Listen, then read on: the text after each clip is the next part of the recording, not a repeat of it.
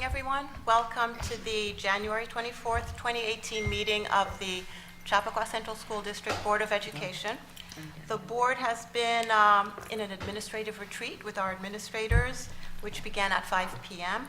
And after that, at 7, the board was in executive session discussing the employment history of particular persons and matters related to litigation. May I have a motion to reconvene the public session? I move.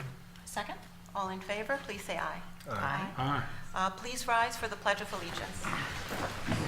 Pledge allegiance to the flag of the United States of America and to the republic for which it stands, one nation, under God, indivisible, with liberty and justice for all.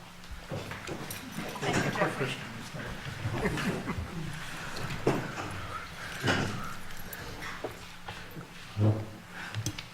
Okay, we'll start with the President's report. Today, I just want to mention a few words about the Governor's executive budget proposal. He gave the State of the State address on January 3rd and left the financial parts of it separate. Let's see. Oh, I'm sorry, before I continue with that, were we going to do the presentations before No, we'll do it after. the President's report? Yeah. Okay, thank you. So, and he gave the executive budget proposal afterwards. So related to schools, the governor increased funding for education by $769 million. It was a 3% increase. But, you know, he did say it was a very difficult budget season. The state started off with a $4 billion deficit with possible cuts in you know, the federal spending as well, which will affect the states. However, the regents, the Educational Conference Board, and NYSBA had all recommended a $2 billion increase just simply to continue current programs. So the 769 is less than half of what's been recommended. And just to note that schools across New York State are still $4.2 billion behind in fully funded foundation aid. Also important to note is last year, the education aid was up by $961 million. So it's a lesser increase this year. We're getting a $2 million less increase than last year. Also, foundation aid for this year is at $338 million, minus the $50 million set aside for community schools. This leaves us with $288 million as unrestricted foundation aid. So all school districts under this budget proposal would receive a minimum increase of 0.25%. This time, unlike last year, there was no proposal to eliminate foundation aid, but there's also no proposal to fully fund it or to update the formula. There is a 2% cap that was placed on expense-based aid for 2019-2020. This includes BOCES aid, transportation aid, and building aid.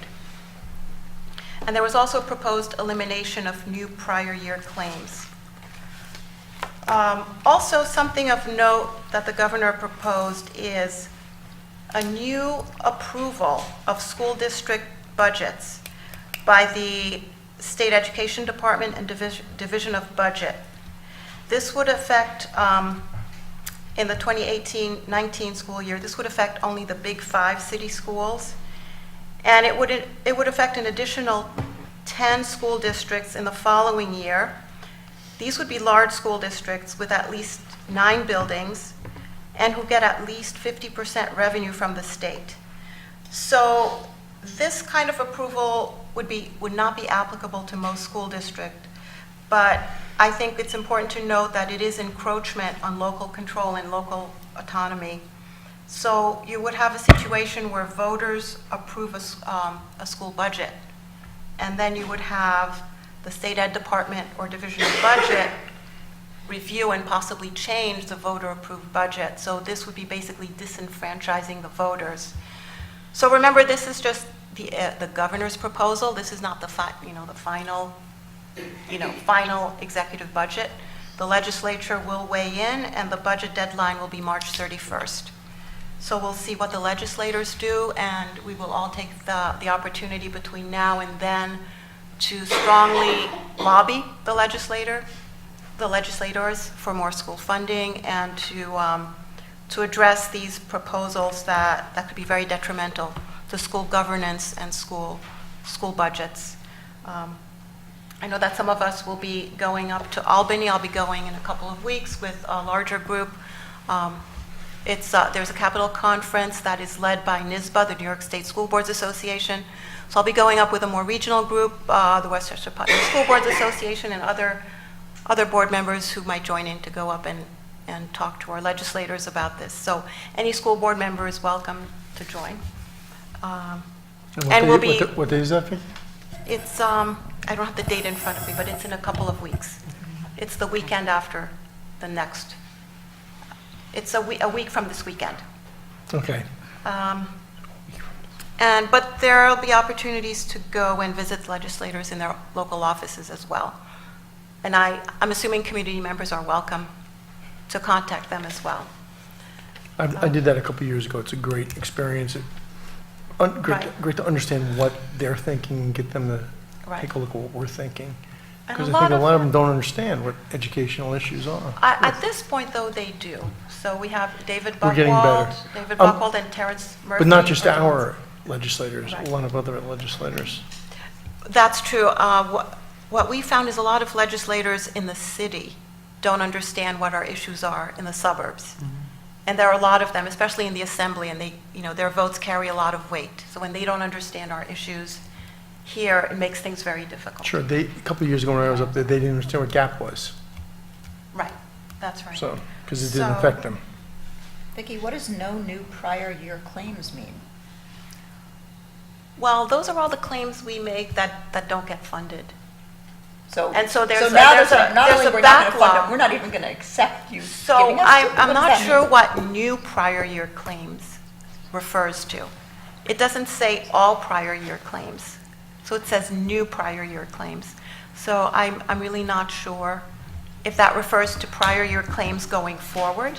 I think they want all the school districts to file claims on time.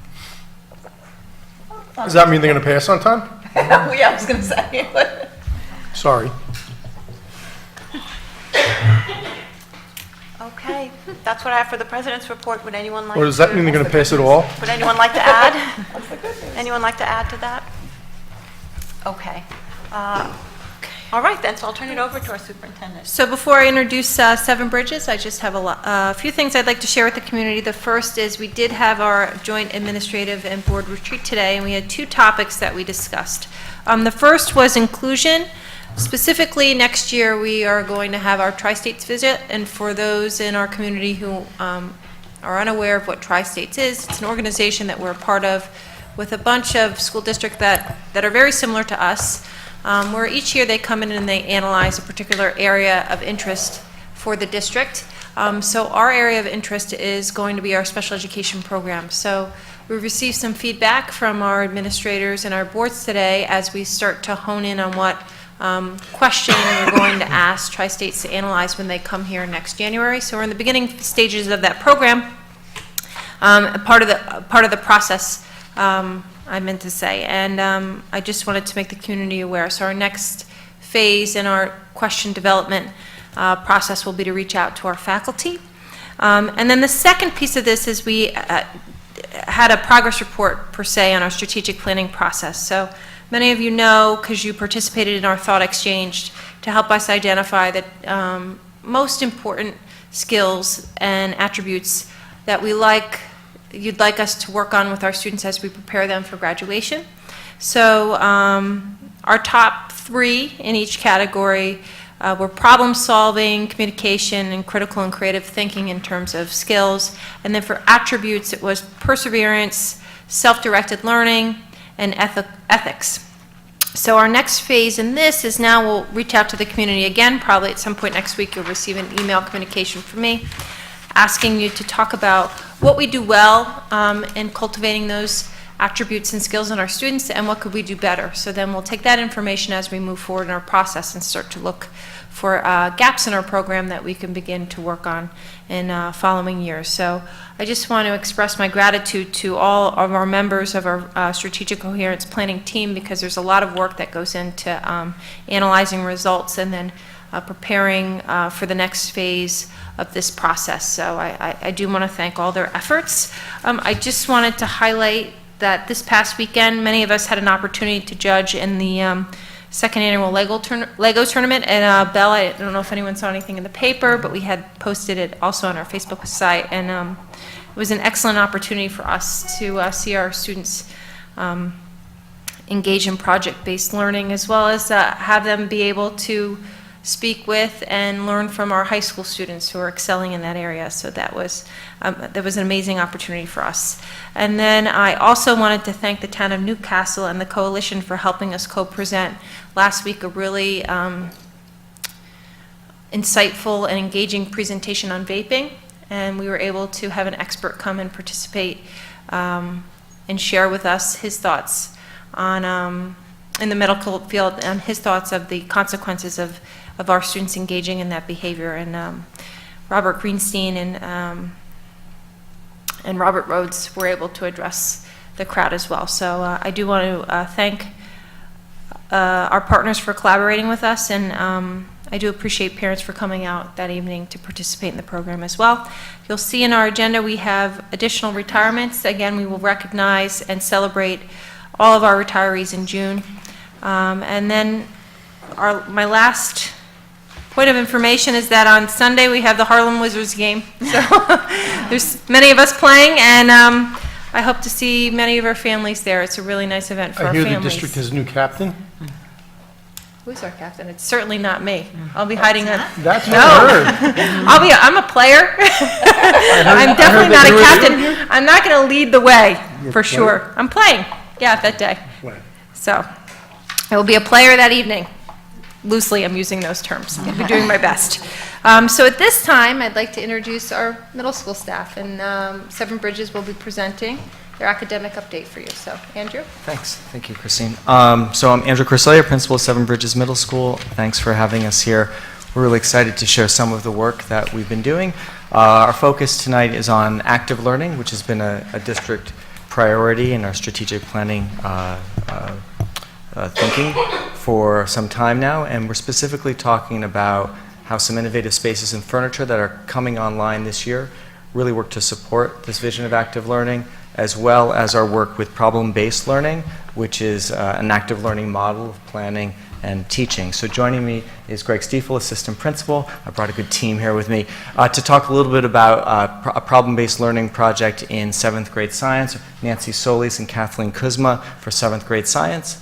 To speak a little bit about our work in 8th grade social studies, Jamie Egan and Lori Lichtenstein, 8th grade social studies teacher, and we have 2 students in 8th grade joining us who have experienced and worked on the social studies project. So we have Sophia Jacobson and Carl Doheny here to join us. I'm really happy they're here. So I'd like to get us started, and we're going to go right down around this way throughout the presentation.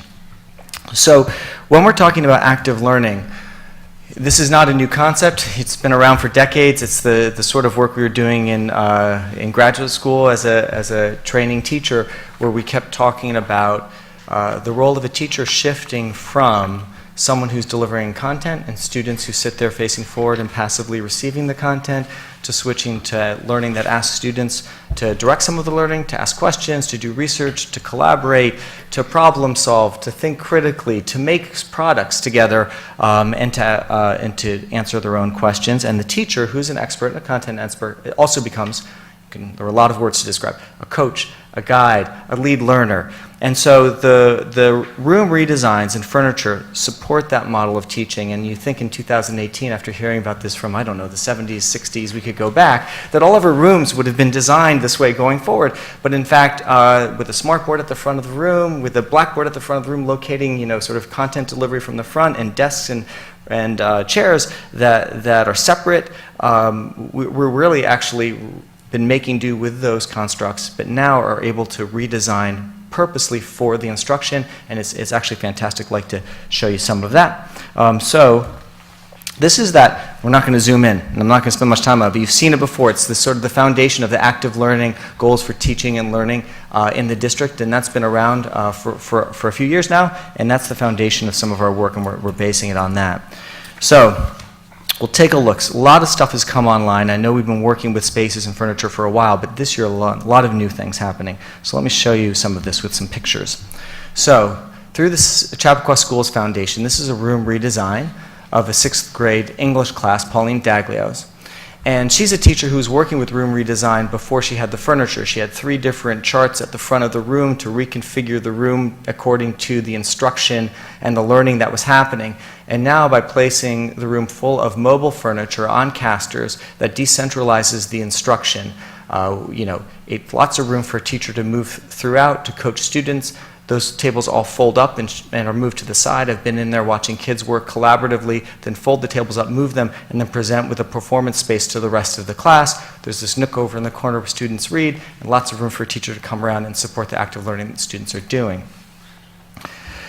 This is a 5th grade class. This came online this year also. It's a room redesign supported for the Chappaqua Schools Foundation. This is Beth Riley's 5th grade. Now this is a room that was designed to support a workshop model of reading and writing. So that's not a new model, right?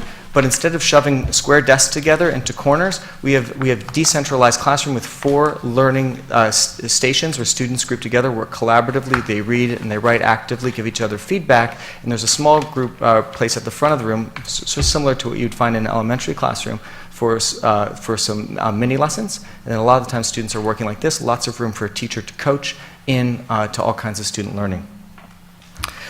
This is not a full room redesign. It's a math class, 5th grade, Daniel Cohen. It's an Instagrant. And if you notice, we have traditional chairs there, but all of the desks have been replaced with these circular interlocking tables on casters that can move around, providing space for teachers to move around. They're all whiteboard tables. So on the right, we have students who are using whiteboard markers to draft ideas, try out problems, and as a teacher, to get feedback on how your student is doing and assessing them.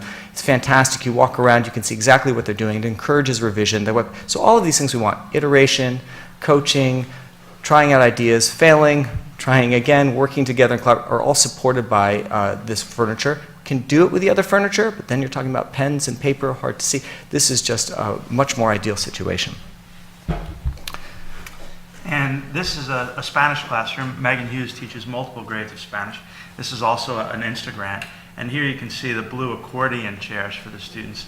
And the first model, you see them set up like you would in a regular learning environment where the students are at pods or groups of 4 or 5. But then on the right, they're sitting in a circle. So the furniture is much more flexible.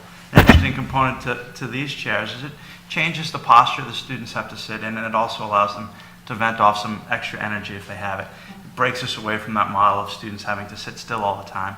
Also helps them, perhaps get some exercise while they're in the classroom, and students get the choice to sit in these particular chairs, or they can sit in a more traditional chair as needed. In addition to the accordion-style chairs, we have chairs which have sort of a swing mechanism down at the bottom. These can also be adjusted for height, lower for smaller students and higher for taller students. And sometimes there'll be a student whose feet don't necessarily hit the ground, or they're always tapping their feet, or my teachers would say, sit still to me all the time, so I was bouncing my knee up and down. And this gives a student an avenue to, again, spend some energy by swinging their feet, hopefully quietly back and forth over time as they get used to doing that, and also gives them a better place for them to rest them. Sure, so this particular Instagrant through the CSF was focused on attention and engagement for students, and the idea is you take those moving feet and you don't have like a spinner or something on your desk that's distracting, and it's subtle. All right, our Upper Commons went through a major renovation this year. This is supported through the district, where it was always this fantastic open space since the school opened, and it was used sparingly for some, we would have sometimes a PE class in there in a completely open space, and then our Shakespeare Symposium would come up and do some work in that, but it was largely not getting a lot of instructional use. So with this, there's now tons of mobile furniture within there. It's sort of like an iLab model. There's interactive display board at the front of the room. In each of the breakout rooms, there's a castable virtual display. And what you see here on the left side is a 6th grade science class where a student, and this is again that active learning piece, students are watching another student present and teach to them. The teacher is sitting as part of the audience, so we don't have the teacher at the front of them teaching. So it's that sort of the model of instruction that we really like and that we believe in, that's been around for a while, but now the space and the furniture really support that. In the breakout room behind, and there's a close-up on the right, is an 8th grade health class. In each of these breakout rooms, the students are actually creating presentations, videos that they are then revising and getting feedback on by watching them on the monitors. You notice there's not a teacher in that room at that point. These are students collaborating, working together, then to teach their fellow students a bit later, all happening at the same time in the upper commons. A lot of good work happening there now, and it's online for much more instruction. And that space also has the rewritable whiteboard tables in the side breakout rooms for mini conferences, and it's supported by some newer high-tech versions of projection boards, not called smart boards, but they're definitely clearer in terms of the definition and the ability to have multiple students using them at the same time. Yep, and so every single thing here has come online this year. Yeah. Now, downstairs, our STEAM lab, which is going to be a wonderful learning space that's going to have presentation space for students, collaboration space, computer lab access, sort of materials lab place, lots of old tech and high tech fabrication materials, CNC router, 3D printers, chop saw, the whole bit, is now online and construction is up to date. So this was January 2nd in sort of undeveloped space. We got January 3rd, it kind of looks the same, but it gets a little bit, as construction goes, now we have some walls going up January 11th, some of the, and we're doing a lot more electrical work and plumbing work in there. There's the January 12th, and I'm taking a picture every couple of the days from a similar vantage point to sort of track it as we go. And that's coming along beautifully, and September we plan that to be open and running in the school. And so there's a lot of space work, a lot of furniture work, a lot of technology work happening right now. It's very exciting. Wanted to share that with you. Now we're going to switch gears and get to our presentations on the problem-based learning. We can come back if you have questions about the space and the furniture and all of that. So with active learning, this is a model of problem-based learning we're talking about in the district quite a bit now, which starts the learning off by posing a real problem that students are confronted with, that the solving of it requires students to dig in, learn content, develop skills, ask questions, and it's a motivating factor that drives them collaboratively to a presentation and a product at the end. So one question that comes up to my mind when we're thinking about this is, what's the difference between traditional projects? We've done projects all the time, and PBL sounds like a bunch of projects also, so what's the difference between a project I might have done before and PBL? There's probably a lot of things. The one useful way I think about this is that a project might be something you would do to apply learning you've learned in a very traditional way. So you might be in a class, listen to your teacher, you might read a lot, take some notes, watch a movie, have a discussion, gain a lot of knowledge, and then at the end, you apply that knowledge to a project and you come up with a product. PBL will take the project or the problem, puts it at the front, and it drives the rest of the instruction. So, for example, and we're going to get into science in a little bit, but our 8th grade science has traditionally had this stream study. They go down to the stream, they measure the volume of the stream, they learn how to test for the microorganisms that are within the stream. It's really fantastic work that they do. Now what we're talking about is front-loading that with a question that says, could the stream serve Gedney Brook as an emergency water source for the school if we had to? And so then you got to ask the questions that follow that. Well, is there enough water there? Well, how would we know if there's enough water? How much water do we use? What do we need? How much water flows through the stream? How could we test for that? And now you're doing the same volume study, but now you have a purpose to it. Is it safe to drink? Well, how would we know if it's safe to drink? How could we test the water to see if it's safe to drink? And then it might lead to other questions like, what are the environmental impacts? If we siphoned off all this water, what happens downstream? Where is it heading? How do we get that water up to the school in some sort of efficient way that everyone could use? And so by putting that question at the start of something that was a unit that's been traditional, it drives much deeper learning. You come up with a presentation that you have to present to someone about the feasibility of doing this, and you have to work through a number of other questions and learn a number of different pieces of information and develop skills. So, here we go. And what guides that thinking for teachers as they're constructing units and lessons is some well-established research. In this case, we've highlighted some of the work of the Buck Institute. You can see some of the 8 components of PBL learning. Some of them are understood in any really solid lesson plan, but ones to highlight are the first one.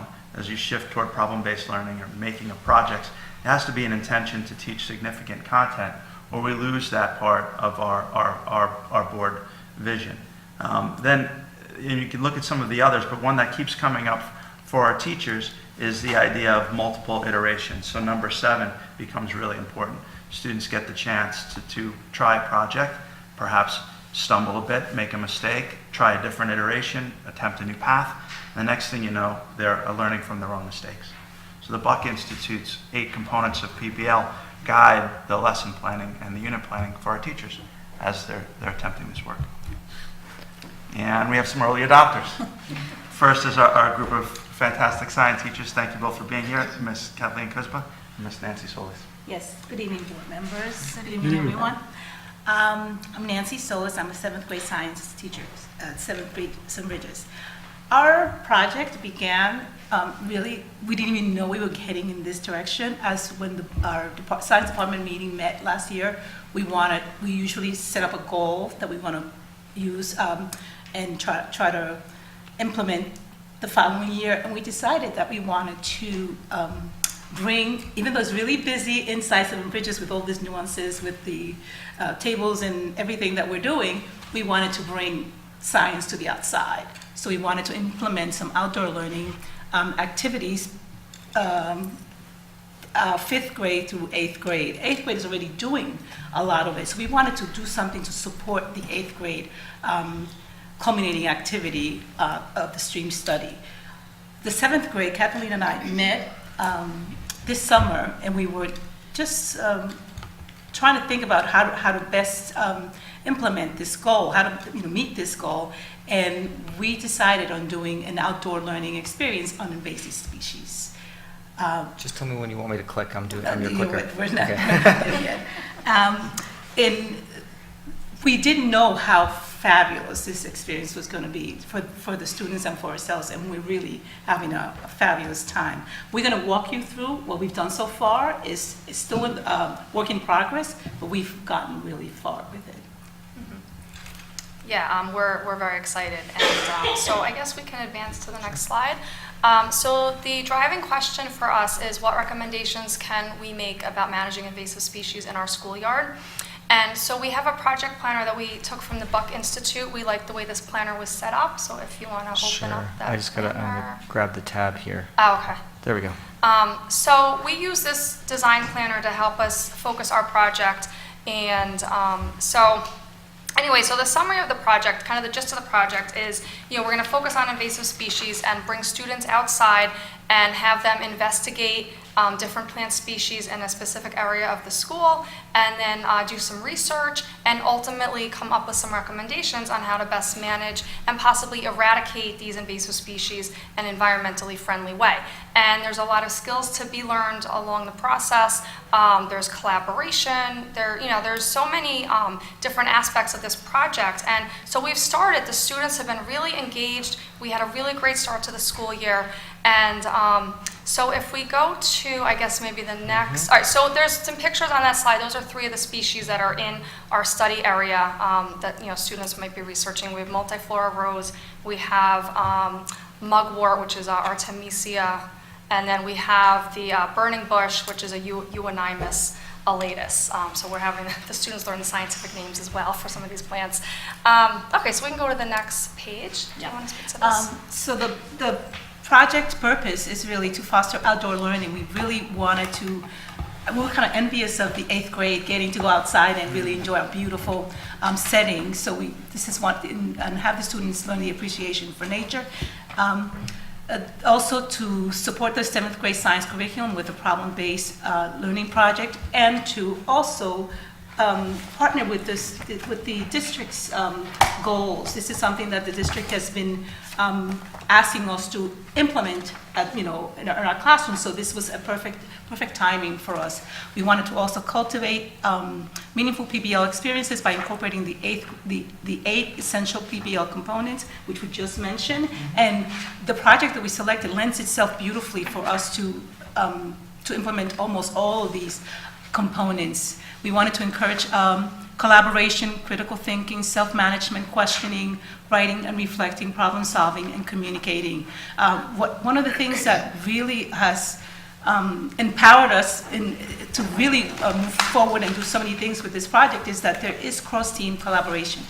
Her classroom and my classroom, because this is outdoor, could now meet and become one classroom. So we've been partnering, and the kids get to work not just with the students in my classroom, but with students in her classroom as well. And I just wanted to mention, so in order to support the 7th grade science curriculum, so there's several curricular connections that we're able to make through the course of this project. We have classification of living things, so students are learning about classification and how living things are classified. They're using identification keys to identify the different plant species. They're learning about the scientific names of the plants and what the scientific names mean. And so that supports our classification unit.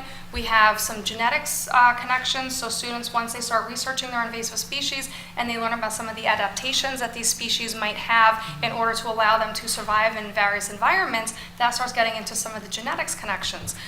We have cell structure and function and processes. So when we start learning about cell structures and cell processes such as photosynthesis and cell respiration, we'll be making additional connections.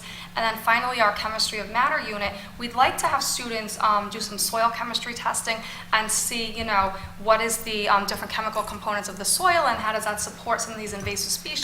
Does it impact some of the native species? And so their chemistry background will help them to interpret and understand those test results. So we have several curricular connections that we think are pretty important and pretty strong. Let me just add one more thing, is that the power of observation. Our students go out there and sketch those invasive species, in their native environment, and that's also very important for them because it gives them they're not looking at a picture, they're not looking at a movie, they're not looking at a video, they're actually looking at the entire environment for that species. And I just want to mention for collaboration, so Nancy mentioned, we've been able to bring our classes outside together and have the students collaborate, which has been amazing. And once we start getting into the research piece, we're actually going to be utilizing the upper commons. We have the main room and the 4 breakout rooms, which is perfect because we have 5 study groups, and so we're planning on having 1 study group in the main room, and then we have the 4 breakout rooms, so we can have both of our classes in there, and the students can be researching and collaborating and working, together to come up with management, practices as such for their invasive species. So we're looking forward to utilizing that space. And then, so at the bottom there, if we click on the self-management link, that just takes us to, so every time we go out, there's a focus, and so the students all have one of these journals, and so this was our outdoor visit number 2. So we gave this to the students before we went outside, and they glued it into their journal, and that was our focus for our second visit. So how diverse is my assigned field area? And they had some guiding questions to help guide their observations and keep them on task while we were outside. So that's one of the ways that we're helping them to manage their learning. And then if we just go back and click on the writing and reflecting. Yeah, okay. Got it. So another important aspect of this is a field journal, and so every student has a field journal. I have a couple here, and so this template we gave to the students in the beginning of the year, and this was actually taken from the 8th grade teachers. They shared this with us, and so the 8th grade students all have this template in their stream journal, and so we modified it a little bit to fit our project, and so students have this in the front of their stream journal. So every time we go outside, we have a basic, focus, and so we write down the weather conditions, we write down the date and the time. One of the important things we do out there is we do 5 minutes of silent observations. So we go outside, the students, find a comfortable place to sit, and I put them on a timer, and we sit there in silence for 5 minutes, and they're listening, they're looking around, and they're really just taking in their surroundings. And it's a nice, way to kind of start the visit. And it's just, you kind of decompress and you relax and you kind of are one with, your environment out there. And so after the silent observations, we'll usually ask the kids to, share some of the things that they observed. And what's nice is you can really, you can hear the birds, you can hear some insects. When we first started going out, you heard a lot more sounds And then when we went out in November and December, we didn't hear too many of those sounds anymore. So the students all have this, and then after our visit, at the very end here, there's a reflection. They're asked to write a reflection on their visit. And the reflection we asked them, that's about a page long. So students are keeping a journal. They're also asked to take pictures to document their time outside as part of their evidence. And then, so they've inventoried some of their plants in their study area. They've sketched some of their plants. We spent some time on sketching. So this is really an important, journal, and this is very similar to what they'll be asked to do in 8th grade. So they'll already know the expectations for that stream study because it'll be, a pretty seamless transition. Okay. Let's see. All right. So that's. All right. Do you want to talk about this? I'm sure everybody's been to Seven Bridges. This is our study area location, which is to the right of the entrance, right before the circle, as you go, as you're leaving the building. And it's in that area where there's a flat land, kind of, and then there is some bushes going up into some, it's like a little hill, and then lots of trees.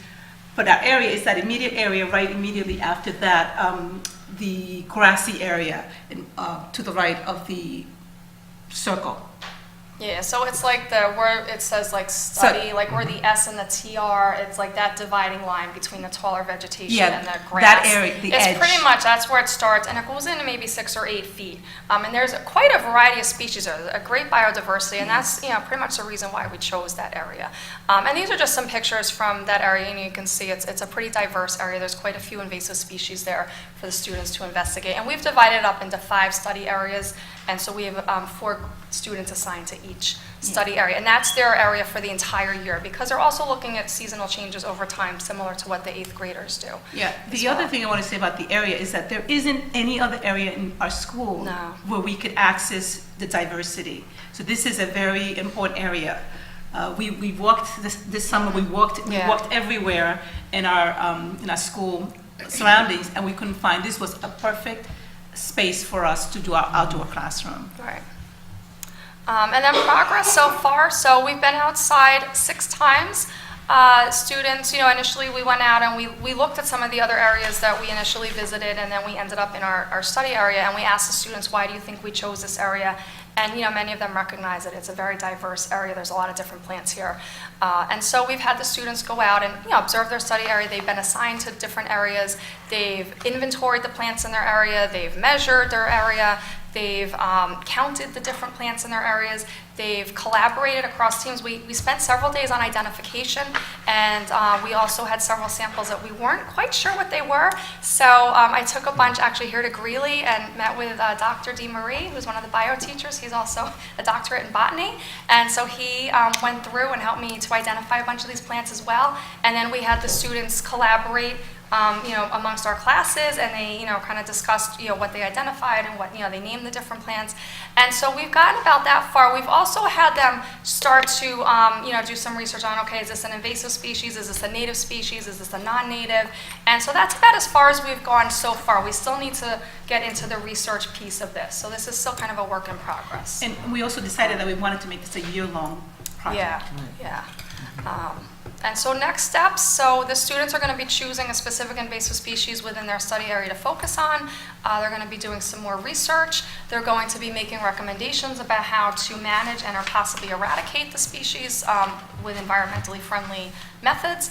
And we'd like them to present their information to an audience, which is to be determined. So we're thinking of maybe having them present either to administration or to peers or to the Newcastle Beautification Committee, the Beautification Board, as a possible audience. In terms of products, we've talked about maybe a TED Talk, some sort of a brochure or a pamphlet or something. We've talked about maybe having them, maybe put something together and bring it to the town, like for the community. We've talked about having them do like surveys around their backyard to see if they have invasive species in their yard and, what can they do about it. So there's a lot of different, possibilities with this project. Did you want to? I just wanted to add that we also are planning some guest speakers presentations so that the students hear from experts how they address invasive species. Yeah, and then next steps. So we reached out to a few experts. We're hoping to get a guest speaker in, towards the end of the year when the students have some more knowledge. And we're in the process of applying for a Chappaqua School Foundation grant for some outdoor tables. We'd love to get some outdoor picnic tables in our study area, which would provide a workspace for the students. It would be more efficient, it would be a more comfortable workspace, and it would allow them to do a lot of the work outside in the field. Currently we had them take samples and such and then come indoors to do a lot of the identification and the work. But we're hoping that through the School Foundation grant with some tables, maybe some stereo microscopes, some magnifiers, they could do a lot of this work outside in the field, and it would be more meaningful, more efficient, more authentic. And we're also hoping if we have a guest speaker come in, we can have them talk to the kids out in that field area. We're hoping that to have tables out there would really allow us to utilize it even more. So that's kind of our next steps. And then if we go to just the last slide, so these are just some pictures of students, and you can see it's a pretty flat area. There's some rocks that the students will sit on, but we'd love to have tables just right along the edge there, right by where the taller vegetation starts, as work areas for the students. And we're very excited about this project. We feel it's a really important learning experience. Invasive species are a really important issue. They're very detrimental, and they're actually causing extinctions, and it's a really serious issue. And so we're hopeful that our students will learn from this and will hopefully be part of the solution to this really important problem. Great. Thank you. So, when I hear that, I keep thinking, wouldn't it be fantastic to be a student in the class? And so thanks. What we'll do is we'll hear a little bit from social studies, and then we can have time for questions. So I'd like to have Jamie Egan, Laura Lichtenstein, students Sophia Jacobson, and Carl Doheny talk a little bit about what's going on in 8th grade with a civil rights monument movement. Hi, I'm Laura Lichtenstein. So what you see on the right there, which sort of makes sense in a little bit, is a memorial that was designed by Mylin in, I believe, Montgomery, Alabama. She was asked to design a memorial for the civil rights movement, and this is what she decided on. This is the finished product. So you can go to the next slide. Okay. So students were asked, we put the students in groups of 3 or 4. This was in conjunction with our civil rights unit of study, and 8th grade social studies is sort of part 2 of a 2-year course of study in American history. And in 7th grade, it's pre-Columbian civilization up to the Civil War, and in 8th grade, we pick up with Reconstruction, and we get as far into the 20th century as humanly possible. And we don't always go chronologically in the 8th grade, we go thematically, and that's this civil rights unit is an example of that. So we put the students into groups of 3 or 4, and we gave them the task of memorializing a person or an event that contributed to the civil rights movement. And there was choice embedded in that. The kids were given many, many choices as to an event or a person that they could pick. They researched their topic, and then they created, it was sort of 2 products. They created a pamphlet, an informational pamphlet, so that someone coming around could see what it was they were looking at. And then they were given material with which to create a memorial. Can you go to central questions? That's okay. Okay. So if you take a look, when you teach history, you always kind of grapple with, okay, here's a unit of study. What skills do I want to focus on? Reading, writing skills, research skills, and of course, how am I going to make this relevant to 13 or 14-year-olds? And for some kids, it's really easy. But you want, when you teach history, you want them not only to get an understanding of the history and the content, but you want to give them something else to grapple with, something meaningful to grapple with, and you want it to make sense and be relevant to their lives, and to make some kind of connection for them, that they can connect, oh, this really does relate to me, this really is important to me. So if you notice with the central questions, the first 2, well, I'll start with the bottom 2, because that's really the content, right? Why is the civil rights movement an important and enduring chapter in our nation's history? And how did the civil rights movement change the policies and culture of our nation? So those are sort of the overarching ideas as it pertains to history. And with, with the civil rights movement, we gave them sort of, it came after Reconstruction. So we started the year and we did Reconstruction. We reviewed Civil War, we did Reconstruction, and then Let's sit through Jim Crow. through Jim Crow, right. And then we decided, well, we're not going to just continue chronologically because that's not the end of the story. So we moved right into the civil rights movement. And by 8th grade, the kids are well able to understand and kind of make that leap. And what's so nice about the civil rights movement is it's a story that's really still going on today. So that automatic kind of connection for them is there. So the top two questions sort of gave them that issue we wanted them to grapple with, right? So you have this information, now what do you do with it? You know, what does it mean to memorialize? How do we memorialize? And when do we memorialize? And what if we're going to create a memorial, we need to make a certain amount of choices and we need to decide what that's going to look like, how we're going to do it, and come to some kind of consensus about it. Do the next slide. So this idea of memorializing actually started in September. And even before we got into Reconstruction, because of what had happened in Charlottesville, we did a little current events the first week of school. And that whole idea with the memorials and whether they should come down or stay up, introduced the students, got them thinking about this idea, because citizens of the United States currently in 2017 were grappling with this. It had happened right before they entered 8th grade. So we talked about that, and that led into sort of the discussion of what is a memorial, and you know, what is a memorial versus what is a museum. And on 9/11, the approach every year on 9/11, we sort of take a different angle with the kids, 5th, 6th, 7th, and 8th grade. So this year in 8th grade, what we did is we looked at a bunch of different memorials of 9/11, and we talked about the significance of 9/11 and how different people around the world decided to memorialize it. So they sort of got the concept of what a memorial was. Then we took a look at Maya Lin, who was responsible. We sort of modeled the project after what Maya Lin had done. For those of you that don't know, I'm sure most of you do, but for those of you that don't, the background is Maya Lin was selected in a nationwide contest to memorialize the Vietnam War.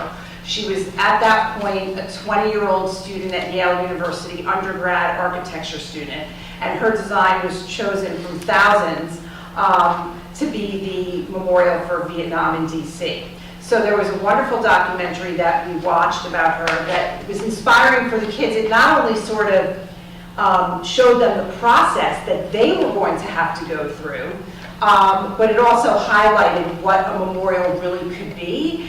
And one of the things we sort of tried to stress with the kids was whether when you make a memorial, there are so many different ways you can go at it. You can be abstract, or you can do a realistic sort of depiction of it. And so that was another thing that they got to grapple with. What is abstract and what is realistic? And some of the kids, of course, you know, to varying degrees, some chose to do a more abstract memorial, some chose to do a more realistic. It kind of had to do with where they are developmentally and what their topics were, but at least they got to think about it and they got to see a lot of Maya Lin's memorials, which tend to be pretty abstract, so they got introduced to that concept. And Terry Goschel, our art teacher, helped us with that as well. So then what we did is we kind of didn't there's sort of a basic core of knowledge you want the kids to understand before they move into whatever project they're doing. So we did an overview of the civil rights movement, the major players, the major events, protests, what it means to protest, and that was actually, I taught 7th grade social studies last year, and that was a carryover from a major theme in 7th grade social studies that we were able to connect to 8th grade as well. Like, look, during the Revolutionary War we protested, and here we are again protesting. And so some kids got excited about that and chose to research topics that had to do with protests and laws and policies. So once they had that basic core of knowledge, they were then able to choose from a wide range of what they would then focus on. So I'm going to talk to you about the process the students took in completing their project. And once the students were introduced to the project with some detailed directions, 8th graders generally take a divide and conquer approach. So they realized what they wanted to do, they chose their topic, they discussed some initial plans, and then they kind of went and researched their own few ideas and then they collaborated, most of them on a Google Doc, with their notes. They gathered their research. Then they went into creating their pamphlet.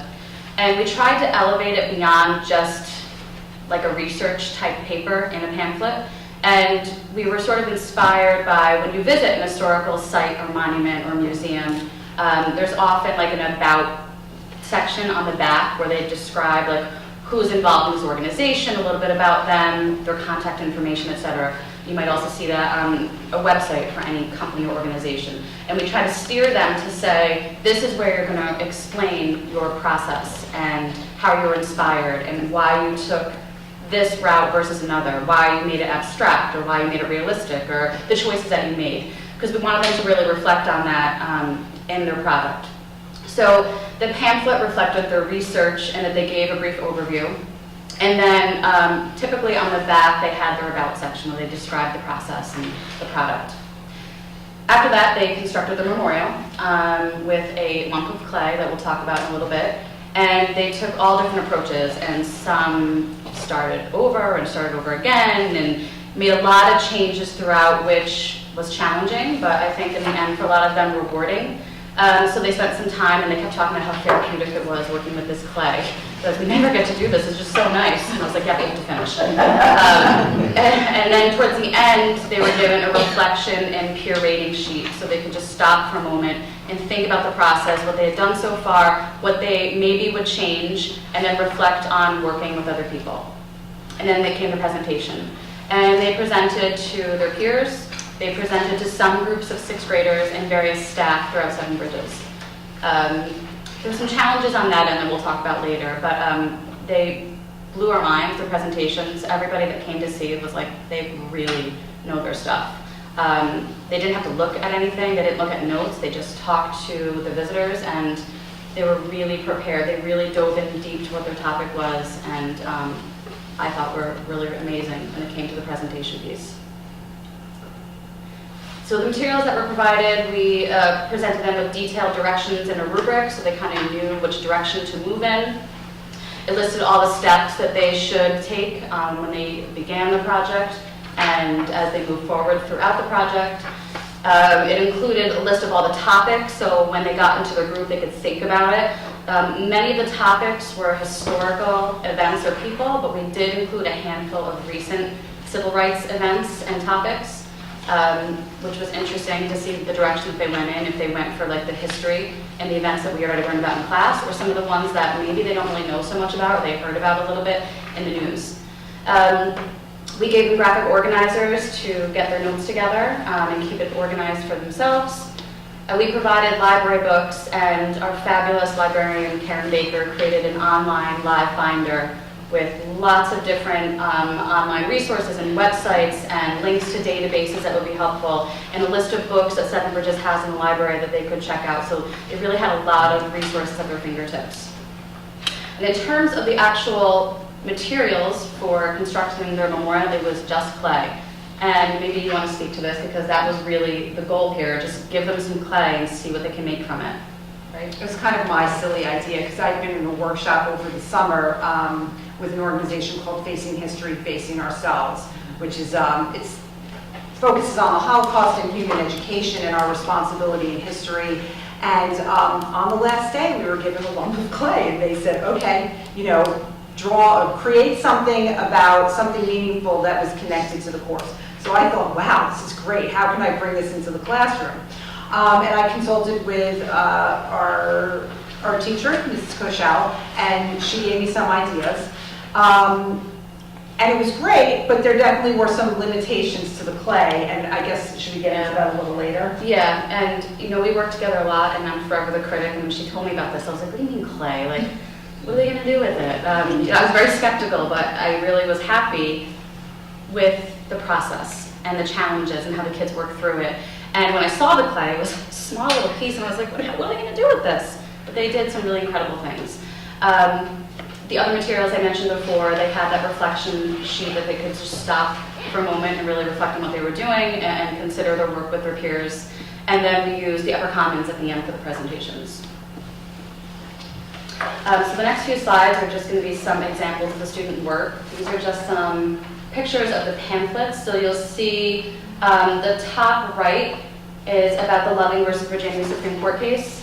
And they included some profound quotations and just the basic information about what evolved throughout that Supreme Court case. And then on the back is where they describe their process and their thinking behind the memorial, and that was the about section. I'll just say what I like about the pamphlets was that it brought another skill into this. Obviously, we're always focused on writing and how can we get them to write for different audiences and in different ways. What I like about the pamphlet is it brings the technology piece into it. They had to figure out what programs to use. Do you remember what program? It was Lucid Press. Lucid Press, or there was another one. And we quickly learned that one was superior to the other because you could share it, right? Yeah.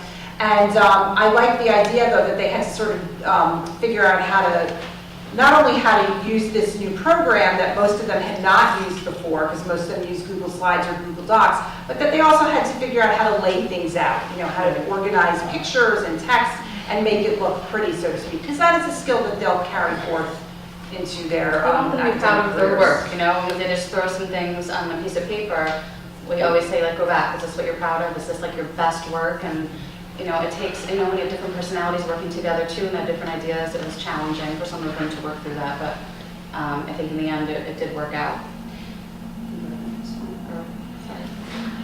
So this is a copy of the reflection sheet. I can't read it so well from here. I have a copy here. So some of the questions that we asked them, I always feel it's important for our teaching to get feedback from the kids. If it's a total bomb and they hated every step of it, I think to myself, like, okay, what happened? But we asked them, how do you think your group's project turned out? Is there any part that you thought, is there any part in particular that turned out great? Is there any part you wish turned out differently? What were the directions materials useful? Because that's really important for us in our next steps, thinking next year, what we can provide to help the kids better. And then we went back to the initial central question, which was the purpose of this was to memorialize an event or person. Do you feel like you did that? And for them to think about that. And then they had a section to rate their group members on how they work together and their approach to it, which revealed some interesting information. Although they were all, I have to give it to them, they were all very constructive. Nobody was, I think that group work has clearly been working at the middle school level because this is 8th grade and this is their way out, and there was really, everybody was very respectful of their peers. And I saw that both in their personal interactions, but also on paper. Here are some pictures of the actual memorials. They're still upstairs in the display case at Seven Bridges. They're small, but I can speak to a couple. The one on the left, the far left, is a memorial to, again, Loving versus Virginia. And they took a realistic but sort of abstract approach to this, and they had a court setting, and they had the two people getting married, and instead of the woman's face, they constructed it to look like the state of Virginia. And then on the other side, they also took a more abstract approach. It wasn't like an actual person, it was more of an object, and I can't exactly recall what it was. And we're going to talk about what happened to some of these projects in a minute. And then they had the arch over the courtroom, like where the judge would sit, to like represent a wedding arch, but also a court setting. So they really thought outside the box on this one. I'll talk about the other one. So this is also Loving versus Virginia, and I love this story because this speaks to the limitations of the play. So this particular group worked really, really hard on their original design, and then the day before it broke. The play was not as strong as we had hoped. So the group panicked, and they stayed. I said, I'll stay after school with you as long as you want. And what wound up happening is they said, okay, well, what was the problem with the first one, which was a ring, actually, with something on it. And they said, how about this idea? They actually made it more abstract. So this is 2 interlocking wedding rings, and it says, love is for all on one, and I can't quite remember what the other one says, but it was actual quotes of Mildred Loving that she and her husband had said, oh, tell my wife I love her, or something. So it was actually a quote that they had said to each other at some point in, like when he was arrested. And so, you know, so this idea of sort of interlocking love, it was actually much more abstract than their original idea. And when they got done, they said, I actually like this better than what we did originally. And we did it in, you know, a half an hour. And I explained to them, you probably couldn't have done it in a half an hour had you not had the background, you know, that you have, but it was still a good lesson. And, you know, the frustration and the overcoming the frustration, and it was good for us to know also. And then on the right is a more realistic memorial of the 1968 Olympics and the Black Power. So, move on. Some other pictures. Yeah. The one on the left is a memorial to the Selma to Montgomery March, so their bridge was the focus. And they were also actually told that if they wanted to provide other construction materials, they could. And so you can see the student on the left that's not made, the bridge is not made out of clay.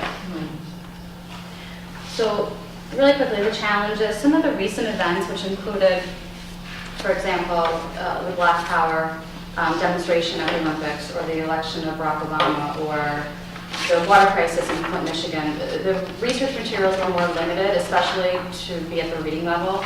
You know, they kind of just Googled some articles that were kind of above some of their understanding, and it was hard to break it down and make it, you know, easy to understand and work with. So we have already thought about trying to curate more materials that will be at a better reading level for recent events if they go in that direction. The realistic versus abstract approach was interesting to us and amusing, because some people just wanted to recreate exactly what happened. We saw several of them, and then others really thought it through and thought outside the box and created these more abstract representations of these people or events. The fragile materials were probably the biggest problem that the kids had to grapple with. They broke many times. When I was putting them in the display case, the shelf slipped and fell on about 5 of them and crushed them, which was really frustrating. We managed to put some of them back together, but that was a huge frustration for the kids, but they managed to work through it, which was pretty admirable. And the audience piece. We want to move beyond them presenting to each other, because they kind of know what's going on, and it was hard to locate students that were not their peers, because we have different schedules than the other grades.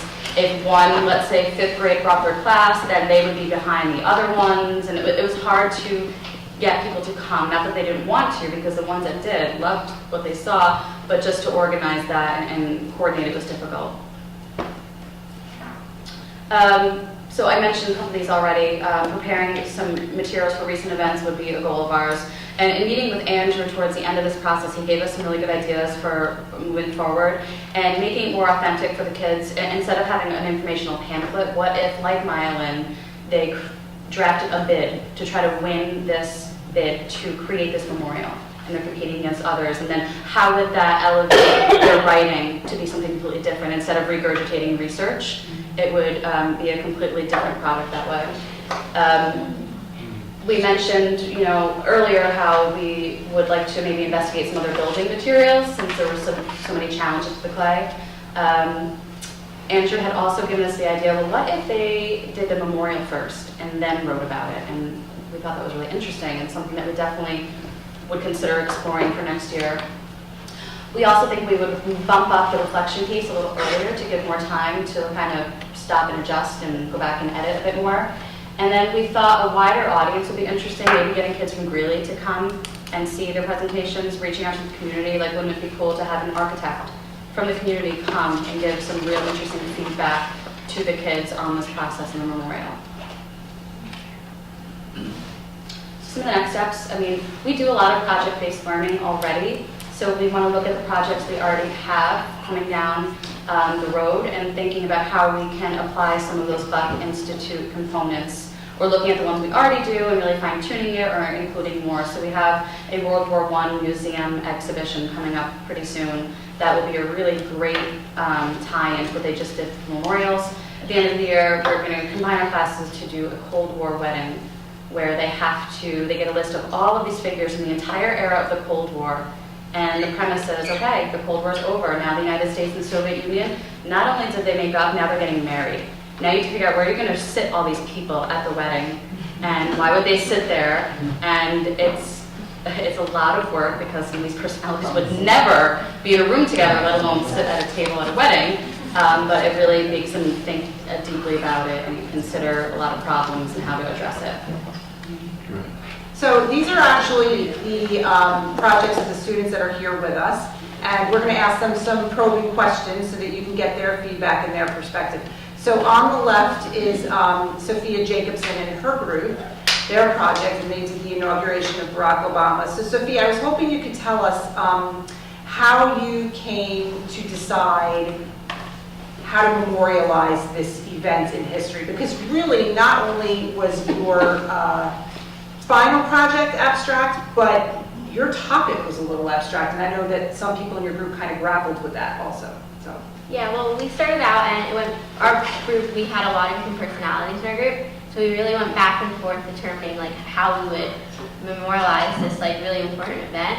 And we went back and forth. We were going to do a bench, and we were going to do like a platform, and we decided on a slide, not because it would like describe it better. So as you can see, like in the first picture, it's a slide, and the stairs going up. I know that you can't really see it, but the stairs going up. The first stair starts out at slavery, and it goes up from there, like Little Rock 9. And the last one is the proclamation that ended slavery. And going down the slide is a quote from President Obama himself, and it says, "We carry forth that great gift of freedom." And it shows that like that freedom that was shown on the stairs, that hard work, like getting to this point, now you're carrying it forth. And on the very bottom, there's a platform that says Barack Obama's inauguration and the date. And we went for this type of thing to kind of show like how it got there, and what less than like the actual event. So we went the more abstract way, and it was kind of like when you're sliding, you're going up the stairs, and you're getting the hard work to finally like get there and enjoy the ride. And it was really a lot of going upstairs is not that hard, but it's more of the theoretical thing. So going up, there's all the different events that led there. And as you go up each stair, it's going like as time periods go on, and it shows that like if you put the hard work and like the effort, it will pay off to great things like President Obama being inaugurated, and that's really how we thought about it and how we came upon that. And yeah, that's really what we did for that. Thank you. And Carl, you articulated very nicely some challenges that you and your group experienced. So can you talk about some of those challenges and how you persevered? And also, you can also describe what your monument is about. When you make a project, there's definitely going to be conflicting ideas. So you have to come together and work on a single solution. And our idea was it had to be a fist, because that was the symbol. So we put my hand onto a big block of clay. And you have the Olympics, right? Yeah, the 1968 Olympics. And we just closed my hand and shaped around it. And my friend was saying, maybe on the palm of the hand, it should be the names of the people who contributed and the people who fought for equal treatment, holding up everybody else. And on the steps, it's like the main people, such as like Malcolm X or I think it's John Carlos. I can't remember his name off the top of my head. Yeah. And when some of the people in my group didn't agree on things, you can't tell someone that their idea is horrible and you just want to scrap it. You have to say, okay, maybe we should try a different approach and combine your idea with this, which we have to do like 5 or 6 times because I kind of dropped it once. But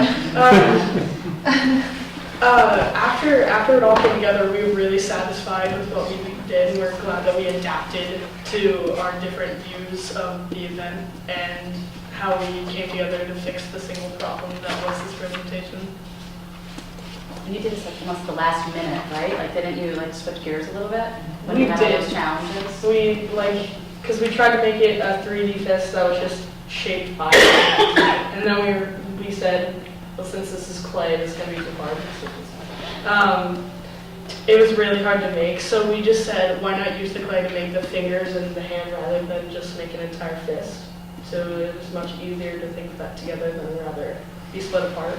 Carl was so positive, when most kids were losing their minds about the clay. At the end, he was like, you know what though, everybody had problems and they worked through them, and I was like, you are so right, you know, so I always had it in the back of my mind thinking about how he could share his experience because he was so positive, and it was really refreshing to see. How did this project compare to other ones you've done in social studies in terms of what you got out of it, either one of you? Well, I mean, I thought for like one, in like past projects, it's usually like, here's the information, like here's what you're gonna do. And for our team, like we really, we went through the information and like we kind of like dug up the good stuff in some ways. And we really tried to like get that and inform like the audience of like how we were gonna do it. And it wasn't necessarily like a very like detailed like, here's what you gotta do, like this is how you're gonna do it type of assignment, which I mean in some cases I do like, but for here it was a lot of like area of creativity and a lot of like how Carl was saying, like everyone has a different idea, and in some ways you get each person's idea and you put it together and you come up with something that's really cool like that, which is really different from like other projects that we've done. Expanding on Sophia's idea, the idea of we didn't have like weeks and weeks and weeks of learning about a certain subject. Our groups were chosen by us, but our topic was randomly chosen, so we had to adapt to learning about this certain topic rather than already knowing and just putting our information into words. We had to think of it in our own words and make our own ideas out of things and choose things for ourselves rather than just using something out of a textbook that our teacher told us. So insightful. Really is. It really is. Thank you. So,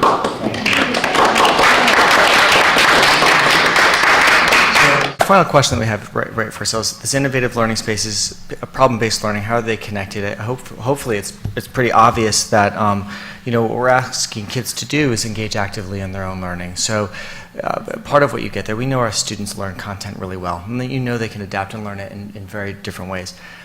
One question you have to ask is, what are they doing with it, right? And what skills are they practicing? So we could have them sitting there and listening and taking notes, and they'll memorize a lot of content, and the skills they'll practice will be listening and taking notes. What we see our students doing here is as they're learning great content knowledge, they're analyzing, they're prioritizing, they're researching, they're compromising, they're collaborating together, they're solving problems, they're asking good questions, and then they're creating out of that, and they're able to speak articulately about that kind of work that they're doing. And that's a much higher level in terms of the kinds of thinking and the kind of practice and the kind of skill work that they're doing while they're learning the content. So it's not an either or question whether you do content or whether you do skill work. It's a question of what skills are you going to be practicing as you're learning the content work. And this active learning is really the way to get at these higher level thinking skills to really engage the students and have it stick. So the spaces are designed to support that work. And we're pushing out of those spaces. So you'll see kids in the hallways working in groups on laptops because they're on top of each other in the classroom. And it used to be, I came here and said, what are you guys doing here? We've got the upper commons. It takes a while for us to start thinking about it. Now the question is, what are you doing here? And it's like, the upper commons is booked. You can't get in there now. And so these kinds of spaces, the technology, the furniture, are supporting that and optimizing our ability to do that with our kids rather than making do. Okay, That's so right. My takeaway here is that, imagining this project after the new innovative learning space is created at Seven Bridges and what you guys could construct in terms of prototypes for memorials or potentially real monuments to historical figures in that space as well, and thinking about all the authentic work with the combination of an architect and the growth in your own thinking as you're wondering about these incredible ethical moments in our history. Thank you. Awesome. I don't even know what. Thank you so much. Just before we ask questions, I just want to let you know that, as you know, this community passed a $4.2 million bond to support these projects, and you have just really explained. 42.5. 42.5. What did I say? 4.25. That's okay. Sorry, it's almost 9 o'clock. It's been a long day. $42.5 million. And you've just really articulated so well why we did that and have given the community confirmation of why they supported all that investment and the work that's going on. So I guess I'll open it up to questions I've got so many from our questions, board. so I'm going to try and make it, I know you guys are all tired. And I'm going to start with you, Kathleen, because when my daughter comes home and says she does nothing, I can now go home and say, oh, no. I know exactly what you did. Were you aware of how many invasive species we had at Seven Bridges or in No, the we area? weren't, because, even though we both have degrees in biology, neither one of us are really plant, experts. So no, we really didn't realize. We walked, when we were trying to decide where to, have our study area, we walked the upper field, and there's definitely some invasives up there. There's some invasives, there's some Japanese stilt grass on the way into Project Adventure, and then in the woods, there's really not a whole lot. So when we got into that field area that we finally decided on, we noticed the diversity, and we said, well, there has to be invasive species here. There's just so many different plants. And, so we started identifying, and then as the kids were out there identifying, and then when I met with Dr. DeMarie, I was like, wow, there's quite a few invasive species here. So yeah, there's actually more than what we initially realized So when you we guys get first learning, started. you get learning and knowledge out of this Yeah, as well. yeah, definitely. So one thought that I was having is, have you worked maybe cross-curricularly with the history department to figure out how did those plants get here? What was happening at the time? Does it coordinate with the 7th grade curriculum about, this area and the 1700s or 1600s? I just think. Sorry. We haven't. I was just wondering, you mentioned the 7th grade curriculum. We haven't, and we were thinking the students would have to research the history. Yeah. Where do they How come to get from? here. How do they get here? That was part of our planning, but not the collaboration with the cross-curricular collaboration. We haven't thought about it because I'm not sure that the 7th grade, and Laura, you can speak to that. Yeah, it's fairly prescribed what we have to teach. There would be sort of maybe backdoors, like if you're studying the Native Americans, maybe there'd be ways to kind of fit it in there, but it might be Timing. stretched. Yeah. And just, we talk about, in the bond project, we talked about some of the outdoor facilities for athletics in terms of classrooms without walls. And I think that this is another great example of how we can use the outdoors as learning spaces, and we're not limited by walls and furniture. So that's very exciting. Utilizing the wonderful properties we have, Yes. not just inside. Seven Bridges is doing this across all the 5th, 6th, and 7th, all the grades in the science department. We're all doing outdoor learning now because we have such a beautiful facility that lends itself to bring the classroom outside and find meaningful ways for students to experience the science. Okay, now I'm going to switch to social studies. It's an overwhelming thing that you guys were working on. And Sophia, I'm going to jump off something that you said, that you were able to pick out the things about the inauguration that were the positive ones. And I think that's an important part of when choosing to memorialize something, how you do it and who's doing it and what parts of it you're showing. And I think that you guys had to go through that process, and I think that's amazing. And then, Carl, the way you spoke so politely and said, I'm jumping off of what Sophia just said, that's something that we have been talking about at board meetings for years, about that kind of listening and hearing what your peers are saying and acknowledging what they've said and that accountable talk. And it's just wonderful to see it in action at an age where people are not always so nice to each other. So I applaud you for that.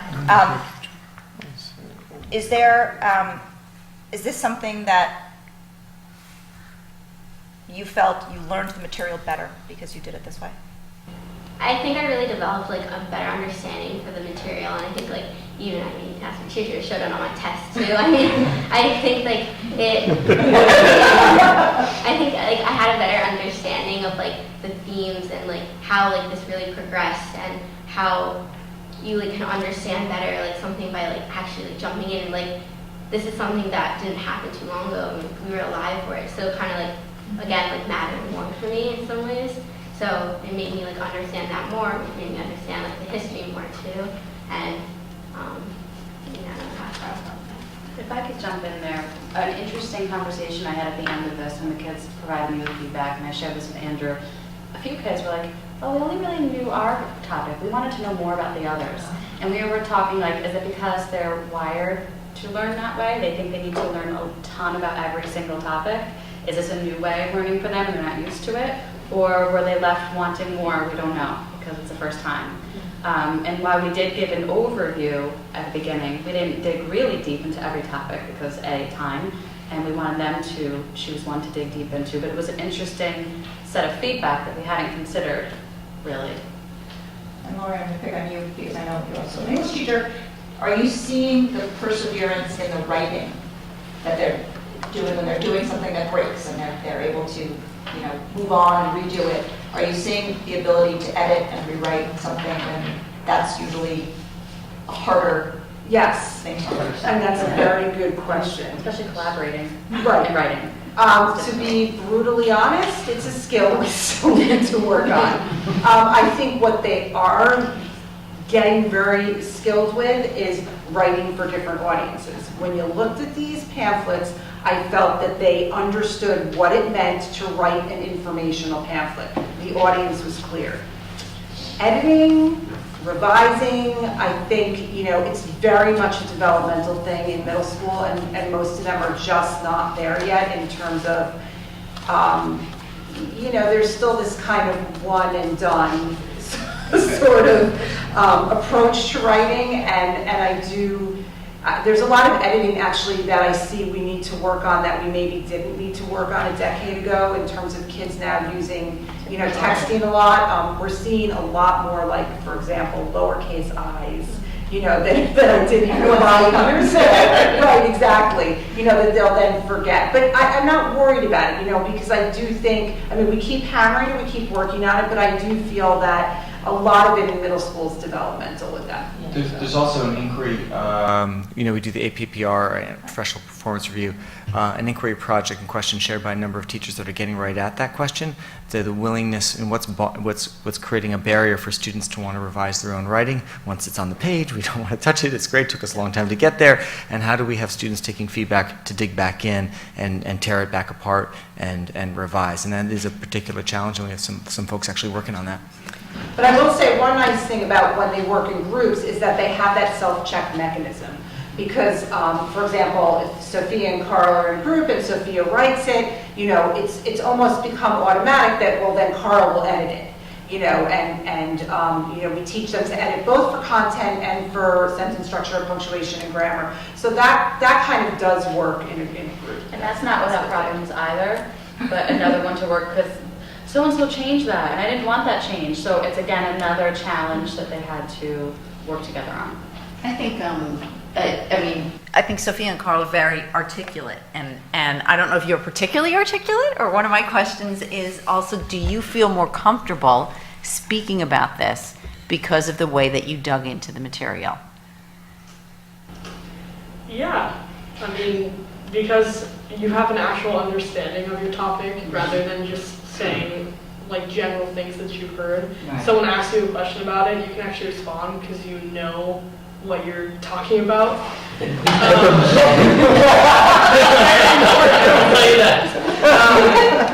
I see the comfort level that you have. And I'm curious if you also see that they are more comfortable being asked and responding and not having any kind of reticence to talk about it because of the process that they went through to get there, as opposed to studying it or reading about it and hearing a lecture on it. It seems like it's right, the connections and the depth Well, is much greater. I think the forum for this was great. So for example, I know, again, going back to 7th grade, I taught 7th grade last year, and in English we do this big speech unit, and it's wonderful. And the kids give speeches, but you see a lot of nerves, Right. a lot of nerves, because it's one child getting up in front of the whole class, and it's obviously a skill they need. But the difference with this is they're speaking to small groups, and they're doing it, model almost. right, and they're doing it over and over and over again. So they give a small presentation to a group that comes, and then that group moves on, and another group comes. So they're honing their skills. They're also working with 1 or 2 other children so that they get practice in doing it, and it does build the level of comfort, and it's not intimidating because they're speaking to smaller groups rather than to the whole class. And I think what adults have commented on that came to say that they, exactly what you said, it struck them how comfortable and how well they knew their topic. They weren't reading off notes, they just spoke to the visitors like, this was like a career for them. And they remarked exactly what you had said, so. Is there comfort in the collaboration? Because it's not like you've just taken your idea and are presenting it one-on-one. So when it's a group effort, do you feel more comfortable than discussing it? I liked it because it's with people you you know, so you feel comfortable working with them. And if you don't know something, there's a chance they might know it, and they have your back. If you mess up on something, they can correct you, and you're like, oh, thanks, okay.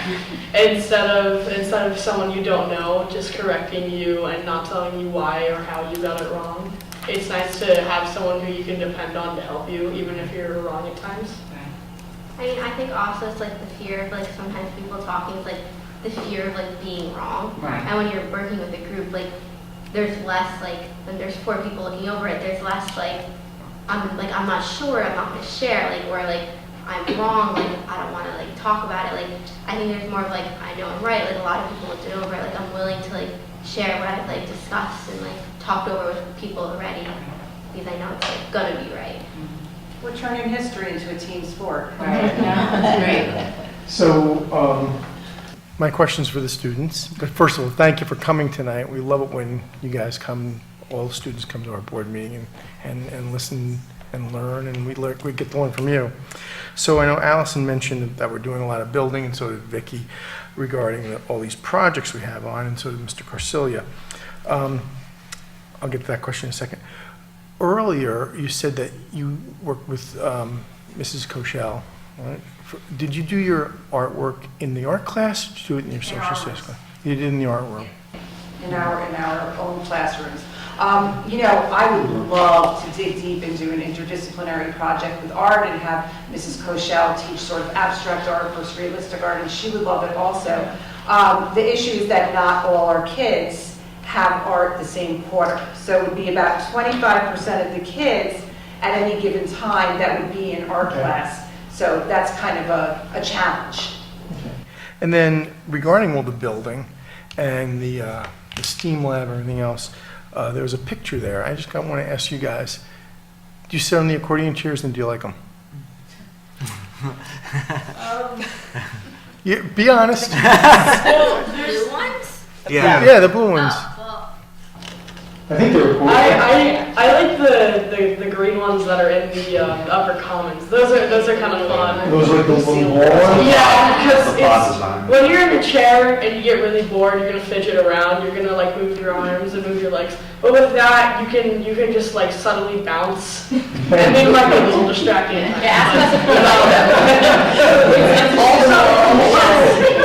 If you're thinking about something and you don't like sitting still while you think, that can be a good way to have something to do while you try to think of a solution to something or think about what someone said and how to change something or how to fix it. So you sort of like it. Yeah, I mean, going off what Carl said, like I have Spanish in that classroom with blue chairs, and I think they're really fun. I mean, we always start our days with like the 10-minute like reading of the books, and I think like sitting in the chair is like not just like you move around and just kind of like fidget, even though for like people in like my classes or my friends, like it's hard for us to sit still and like just like concentrate on one thing. I mean, it gives you like a chance to move around and like do something other than reading Spanish, which may not be the funnest thing. Thank you. Thank you again for coming tonight. I just want to thank everybody for coming and making the presentation. Yeah, that's And I'll let you go home. Well, so I just have a couple of questions for the students. I just want to echo what's been said, that you are so articulate and confident, and it gives us a lot of hope. I just want to ask, you said that you felt you learned a lot more by doing these projects in this way. And one of the things that really helps students learn in a deeper way is their excitement about learning and curiosity. So I just wanted to ask you if this way of, this kind of project-based learning method, did that make you more excited and curious about what you were learning, rather than, doing it the other way around, rather than learning the information from a teacher and doing a project at the end? Did you find that you were more excited about, I don't know if I should, as a lawyer, you don't ask a question, you don't know the answers. But were you more excited about going to school, about going into that class to do the work? I mean, I always think it's more fun. Like, during that part, like that, not like I'm making it, like, I did look forward to that class rather than sitting like in another class, because like I think it's more fun. You're also working with your peers, which is more interactive, and I think like it was also hands-on, which is like a really fun activity to like look forward to. And I think it was also like a cool thing because for some of us we did like current events. Like I know mine was like we did a current, like more current type of thing. So it's like something more you can like talk about with adults rather than like something that happened in history where maybe adults like either don't care much, but like you care as much, and you can kind of like have like another discussion with like as an adult, where they treat you like as an adult the same way. So like something that worked like equal kind of in a way. Do you guys have some choice with regard to what you go deeper into once the survey was over? Yeah, we had about like I think it was like 30 options we had. So depending on like I think half and half were like current event and history, depending on what you and your group like decided or wanted based on people inside and what everyone wanted to do. Great. And for the teachers, did you find that more kids were involved in projects and were more interested? Like, I know that, there are varying levels of interest. There's some kids who usually don't participate. And did you find that this different method of delivering instruction was more inclusive of different learning styles and different personalities? I got to say that the accountability is really high, and when we do, the students actually own their learning. You just give them those guiding questions, those prompts, and they go about it, and they come back, and you could talk to them about it. And when you come in the classroom, it's like the teacher's not there. The students are just engaged, sorting their plants, cataloging them, putting them. We're going to use A. Are we going to be alpha? Letters? Are we going to use numbers to catalog them? And asking each other questions. So the interactions are just very independent learning, active, engaged. If you walk into the classroom when the students are or walked outside, you could see that the students are just doing their own thing, talking to each other, asking each other questions. Did you count that plant over there? There was this one, the interactions are just so incredible. So I could tell you that accountability is very high. And you could walk in and see that. Right. It's not even censored. You don't even have to question. All the students are doing what they're supposed to be doing. So that's the value. I ask myself, why haven't I done this before? Right. It's my biggest question. I think about that often. I've been at Seven Bridges for 7 years. And I thought about this project, but I just never thought it was going to be so meaningful for myself and for the students. Well, that is really, truly wonderful to hear. And so I just want to say thank you to all of you. This was a wonderful presentation. Thank you. Greg and I are just so proud of our teachers and our students, and to be part of Seven Bridges. I'm really proud of you too. Thank you so much. Yes, Thank you. You guys are absolutely fantastic. I just have I wanted to thank Andrew for structuring the evening for us, and I just wanted to note, we just went through a process where we talked about what skills and attributes are important to our community, and every single one of them was demonstrated tonight by our faculty with our students. And we didn't mention, but I do want to point out how important it is for teachers to reflect on how they can do better. And both of you, your teams articulated how you're constantly revising your own work for our kids, and I really appreciate that. And again, want to thank you for coming tonight, and your parents for allowing you to be here. I think they're in the audience. And again, we really appreciate you presenting to the board tonight, so thank you. Thank you so much. Have a good evening.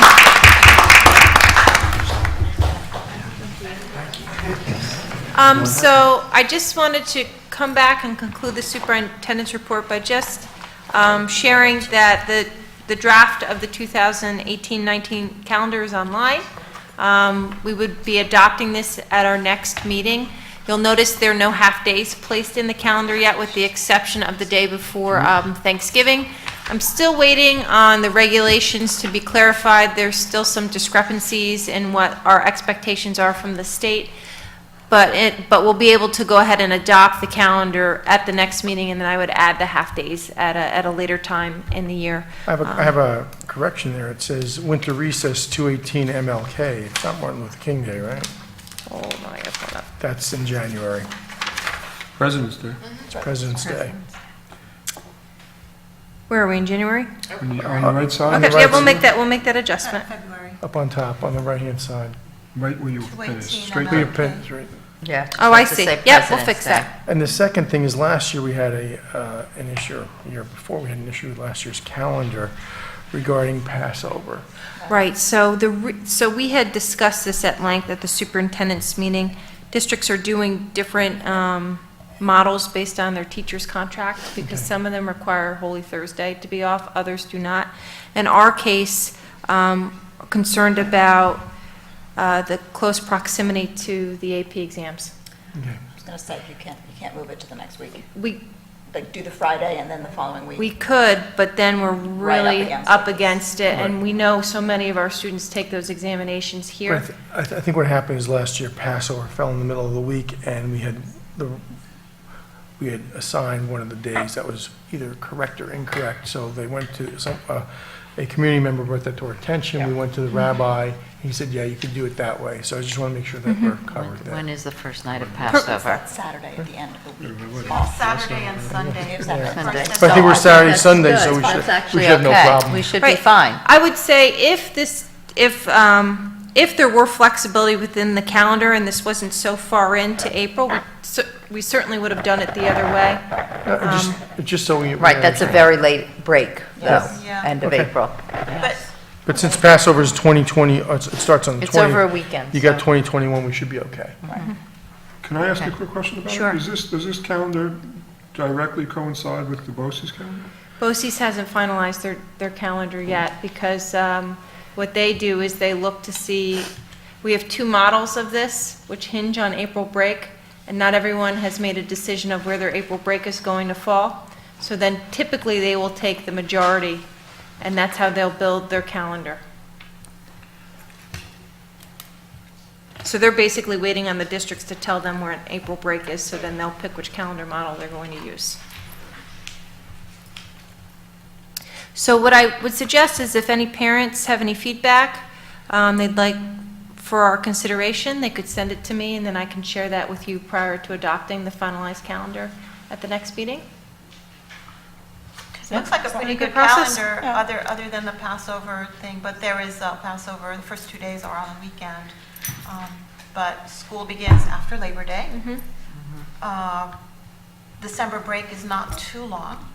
It's not a full 2 weeks. And the winter and spring breaks are not too close together. Correct. So I think it falls pretty well. I think we got lucky with the days. And that's it. Thank you. Okay, so now we'll move on to our policy reports, to our committee reports, rather. We'll start with policy 1005. Can we since turn the that's lights on? the agenda. David, can you turn the lights on? I feel like I'm Is it in a- this one? Okay. Yeah, it is a little dark from the Whoa. outside. I was wondering if it was just me. There we go. Right. So this is our third reading of the public participation at board meetings policy. So we've gone through this. Let's see. There have been a few changes, but I don't see the redlining of that. Let's see.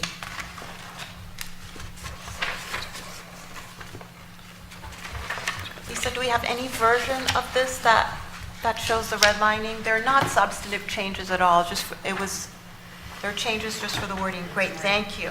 Okay.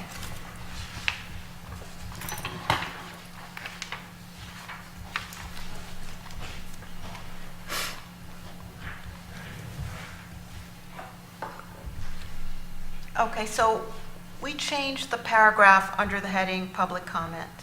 So what it said before was, in order to allow for public comment in an orderly and efficient manner, in order to allow for public comment,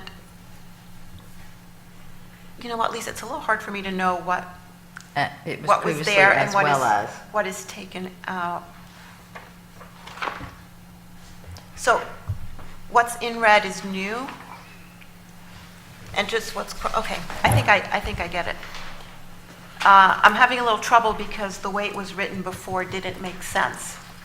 So I can read it to you that way. That's why I really, I thought I had it wrong, but here. At board meetings. Yeah, makes sense. I mean, the actual way is just right here, you can read that. Yeah, but I want you to know how it changed. But we So have if the you- two if you care copies about right that. there, right? Do you? It wasn't Changed one since the book? last time we read it? Right, because you don't have a red line copy.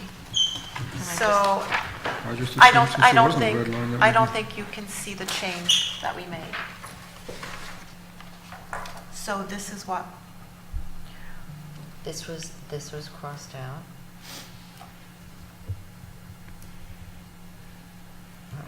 oh, I see, so you have something different than I have. Okay. I have it in, right here. You have it there. Yeah, I have it too. Oh, you So have it. Allison, do you want to read what What it we had was? before? Yeah, Okay. it was Right. in order to allow for public comment, as well as for orderly and efficient board meetings, there shall be one public comment period at each regular board meeting as set forth on the agenda for that meeting. And how it reads now, in order to allow for public comment in an orderly and efficient manner at board meetings, the following protocols shall be observed. Okay, so I guess what the real substantive change is that we're not specifying that there's only one public Correct. comment. Because at times, we will allow for an extra public comment if there's a specific issue. So we're giving ourselves some flexibility with that. I Okay? think we have removed that prior. I think we're missing it, but we have removed that prior. We said there should be public comment as set forth in the agenda. I thought we had removed that 2 times before, but Right. either way, it's out. Okay, but that's how it is now, Yes. so, okay. Mhm. So since this is a third reading, we've gone through this many times. Are there any other comments from the board on this policy?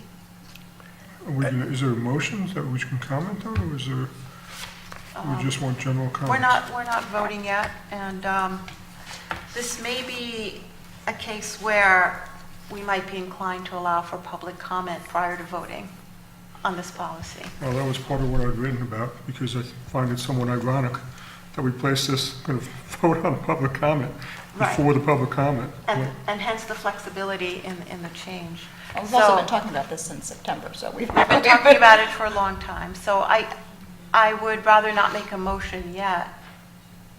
So I suppose we could hold off our own comments until we allow any public comment that we have to come forward. So would everyone be in agreement to allow for public That's comment fine. on this in addition to the public comment period? Yes. I would Okay. insist upon it. Okay. So is there anyone in the audience who would like to comment on the policy? Okay. Seeing that there are no public comments on it, I will make a motion to approve policy 1005. A second? Okay, so we can now have discussion. Anyone have anything to add? Yeah, I'm concerned about limiting community input. I understand why we're doing this. I know that other boards do something similar. Many boards have a limited time or that they limit their speakers. I think it's something we've really done. I think we enjoy community input. To stifle that is troubling because I think we rely on that. I know there are other ways to contact the board. We each have, our email addresses are there. People call me all the time. My phone numbers are probably not on the district website, but it doesn't mean you can't find me, as well as the rest of you. I know everyone here is very accessible. A suggestion, if we do pass this, could be to, if we know we have a specific issue, we could create a work session. I know we do have work sessions where we don't have a board meeting, but it's a work session where we have comment and discussion and I guess since it's not a board meeting, we can determine how long we want to speak for then. So that's just an idea. I know why we're doing this. when we talk about limiting community input, it's civil input. I know last year we had some uncivil input, and we're actually seeing that in town meetings right now. So I know we're going with this. I just think that I just wanted to say that I'm a little uncomfortable, but. I'd like to expand on what Warren said, and perhaps my view is very different on what public comment is at a board meeting. And I think one thing, as a new board member, and something that I've become aware of in terms of looking at policies and practices and best practices in other communities, it's extremely common to have a limit on public comment, because what we're doing as a board is we are just holding our meeting in public. I don't want that to stifle someone trying to get in touch with the board. I feel that if there are important issues, what we should be having is a forum, which we are always allowed to do. Like we have a budget forum, and that can be more of a Q&A and more of a discussion, but that's the back and forth discussion, because it has never been applied in a fair and equitable manner, is not really what the comment period is about. So I'm really actually in favor of a more fair and equitable procedure for people talking about issues. If we have an issue that is important to the community, I'd be the first one saying we need a public forum where there can be a Q&A and a back and forth. In terms of business function and efficiency of our board, public comment, it should be comment, not dialogue, and not applied in a not even-handed manner. So I know that we have discussed this as a board. I know that people and administrators and previous administrators that we respect all say that our policies really were out of alignment here previously. And I do not believe that we're doing this because of uncivil discourse. To me, it has nothing to do with whether you're civil or uncivil. It's efficiency of our board, a proper way to conduct business, and making sure that everyone in the community is treated fairly. So I'm in favor of limits that we can all abide by, and a procedure where we were lacking one. And moving forward, should we have issues that are of interest to the community, absolutely have another forum where the public can come and we can have a dialogue. So that's, well, I think a forum's a different type of meeting, right? I think you have to have a work session where the entire board is there. A forum, we have these forums of the PTA, but 2 of us might show up or 3 of us might show up. So I think the community would like to speak to the entire board and the administration. So if we do something like that, I think you have to have a work session where we are there. Work sessions by definition don't have public comment. Then you don't take board business. It would be, I don't know what you call it, but you'd like to have the whole board there. Pardon me? I don't know what you would call it, but you'd like to have the whole board there. I would think so, yeah. Right, I think work sessions are just for the board and not at all for the public, but I think that we're talking about the same thing. I think that it's an important distinction to make, to have a board meeting versus a public forum. Mm-hmm. And I think that if there are issues that are very important to the public, we could call a public board meeting and have that meeting be a forum. Right. For the public. And we can then have a back and forth, we can have discussions, it can be flexible. But these meetings are for the purposes of conducting school district business. And what we found in the past is that when people would come up and take a very long time at the microphone, that other people would not get the opportunity to speak. And so the length of the comments really went to the issue of fairness and equity, because it really, people would leave after long periods of time. There are other aspects of the policy that address, civility, whether it's civility in the audience or civility of the speaker, so that others can feel comfortable coming up with different points of view at the microphone. So a lot of it is geared towards fairness to all those who want to make public comment. In addition to that, if you think about a 3-minute period, that doesn't include a lot of back and forth and the board answering administrators giving information. 3 minutes is actually quite a long time to stand up and speak. I think, we've given speeches at graduation that are not 3 minutes long. It is actually a very good amount of time to speak uninterrupted. And again, there's always opportunity to contact us in many different ways. So I don't feel that we're stifling input. And I don't think that we are restricting comments based on content. No, we're not. So I don't think there's any stifling there, because people can come to the microphone and say, well, this is qualified. They can say almost whatever they want to say. Now, what we're not allowing are topics that would be proper executive session topics. So we would try to cut off a speaker if they're speaking about an individual, about staff-related issues that involve someone's employment, or if they speak about a student, anything to do with privacy.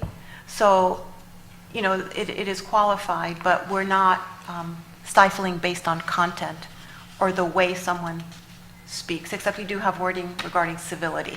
And so that's part of it too. So a form would be called only by the board if we felt that we wanted to have more community input.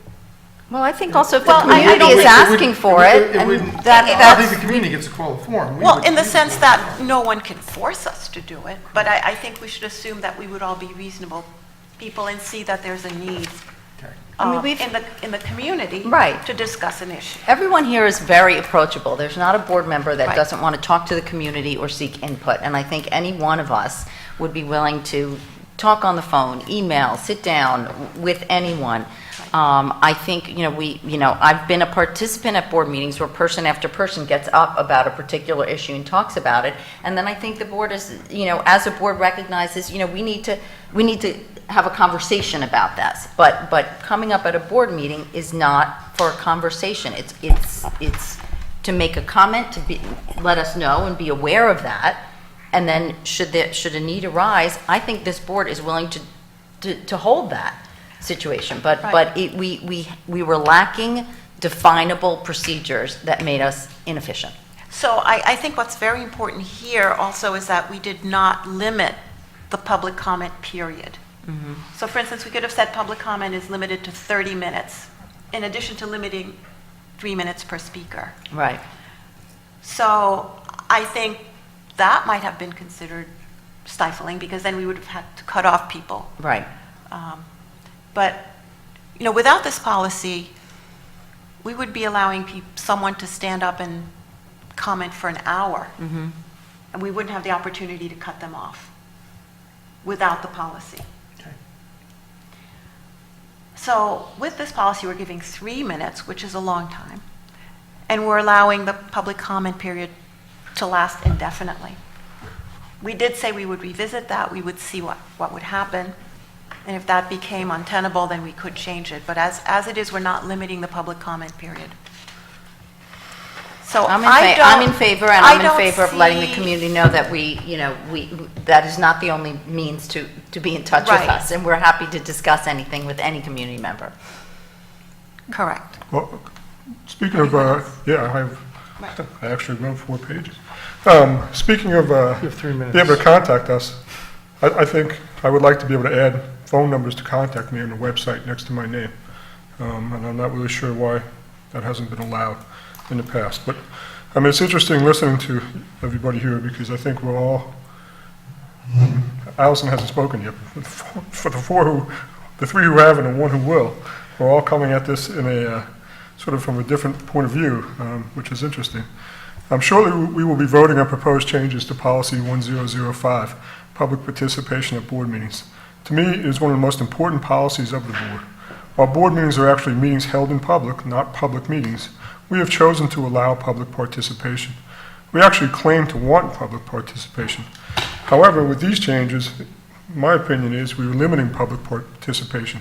By limiting public participation, we are limiting transparency, accountability, and the credibility of this board and any board that maintains this policy. I believe the proposed changes came about as we sought to address how we could better run our meetings in the wake of last year's often raucous and tumultuous meetings. To me, the issue with last year's meetings can be reduced to one word, civility, or rather actually 3 words, lack of civility. For the most part, these proposed changes and the policy in aggregate do seek to address the civility issue. Bullet points 2, 3, 4, 7, and 8 specifically address the civility issue. The concerns I have, and why I will be voting no on this policy, are all in limiting the public's ability to participate. It's disingenuous, in my opinion, of us to say we welcome the public's participation and turn around and seek to put limits on it. Of course, we should expect and demand civility and civil dialogue. Either we are trying to address the civility issue by limiting the speaking time and thus the odds of someone not being civil, or we are using the civility issue as a cover to limit speaking time. If the issue is the length of the meetings, and I'm at every meeting to the end, I actually have no sympathy. To me, however long it takes to do the business of the board and hearing from the community is absolutely the business of the board, and I will stay and listen. I fully appreciate that board meetings are not press conferences, not depositions, and not anything but meetings held in public and a chance for the public to address the board. I also fully appreciate that members of the public may communicate with the board in other ways, such as via email, written United States Postal Service mail, and in person. However, as pointed out by resident Judy McGrath, board meetings are essentially the only opportunity for the public to address all the board members and administration simultaneously. To limit speakers to 3 minutes without the opportunity to get up and speak again is stifling community participation. To prevent by policy board members from engaging in a dialogue with a member of the community is stifling exactly what I thought we wanted to encourage: dialogue, transparency, civil dialogue, and open communication. To me, as long as it's civil and as long as comments are not repetitive, we should allow our speaker to speak. I'm not sure exactly how to legislate civil dialogue, but I do think most of this policy makes a darn good attempt at it. However, civility is the issue, not length. I wish to be home as soon as possible, as much as everyone else, but I am an elected member of the Board of Education. I have an obligation to my constituents to be open and responsive. I'm willing to be here late if it will allow members of the public to have their say in a civil manner. I could put my convenience first and limit the speaker's time, but I do not think my convenience trumps public participation. The problem we sought to solve, in my opinion, was civility. With these changes, not only we attempted to solve that issue, we attempted to solve something that I do not think is or should be an issue. We are creating an issue where none existed. If a speaker follows the rules about civility, about no self-promotion, about not commenting on matters that are executive session issues, why limit what they are saying? Don't we want to hear from the public? Let us not confuse communicating with the public as posting pictures of children on Facebook or tweeting the latest department news. Communication with the public should be a dialogue in public. It's 2 ways. I would like to make myself available also as a statement on our agenda by phone as well. I would like to add my district's phone number, 914-595-2633 or 914-406-5970. They both ring on my district phone to our new website. Even if no one else is willing to put their number on the site, and I know that there are legitimate privacy concerns regarding doing so, as well as legitimate protocol issues such as who speaks for the board, I am willing and think I should not be prevented from doing so. Just as I can disclaim on my blog that any opinion or position stated is mine, and that I do not speak for the board, I can do the same via phone too. Thank you. I think I'm missing a page. So I would just like the opportunity to say that I am the only one qualified to say why I'm doing something. So I am in favor of this policy, not because I'm addressing anything to do with what happened last year. So I understand my motivations better than anyone. I'm concerned with fairness in the sense of giving everyone who wants to speak the opportunity to speak. So you can look at this policy as really being more open to having more people come and give public comment, which is kind of the opposite of what you were saying, Jeff. And it's not about my own convenience, because obviously we have sat here till, past midnight. So we're willing to be here to do the business of the board, and we have not limited the public comment period, which could go on for hours, presumably. So this has nothing to do with our convenience. It has to do with fairness to the audience and to everyone who wants to participate. We're not limiting the substance of anyone's speech. So it's not about that. And we have not really prevented speakers from coming back to the microphone. We've talked about that, but I don't think anyone is really prevented from doing that. So we support that. Allison, is there anything you would like to Talked add? about this since September, I think I've said all I'm going to say.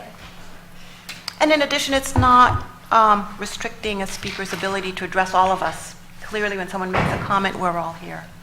I do think, just to So- clarify, I do think we did discuss someone that would continually come back up to the mic, that we were not going to do that, but that is my recollection.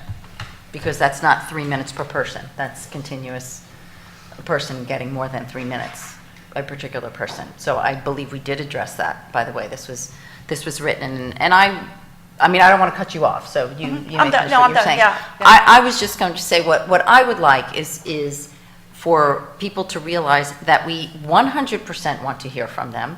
If a community member comes up and says, you know, I don't feel we're being heard, I believe there's an issue that's not being addressed, in their public comment, they can say to the board, I really wish that you would hold another session so we could discuss this, sort of like a town board meeting. That I'm encouraging that kind of feedback.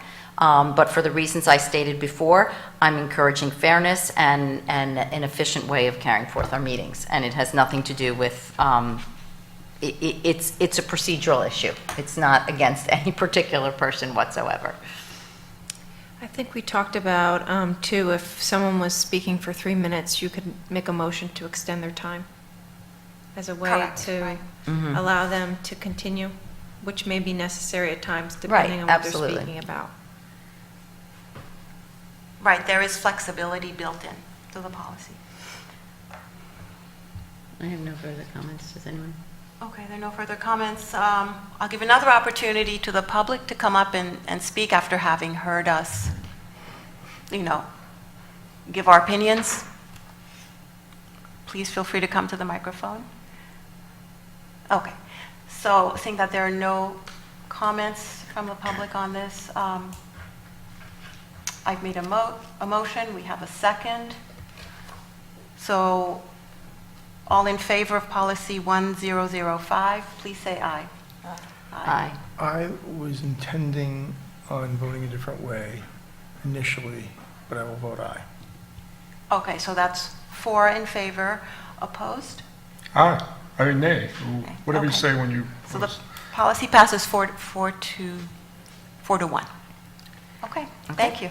So, Vicki, one of the suggestions that we all received is that we communicate this in some way to the community? Yes, so we should put this on the website. We should put we've had the draft on the website. Okay.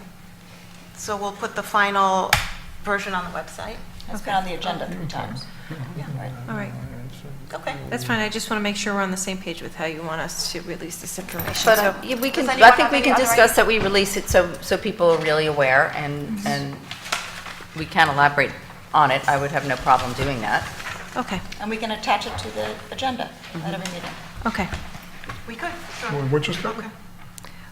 We were just talking about how we wanted to communicate that this policy had been passed to the community. Can I put my phone number on the website? Is there any objection to that? I mean, we each have, there's like a little list of each of our Names names and what committees we're Protocol on. is to and- speak to the board president. That's why I though, want to do it.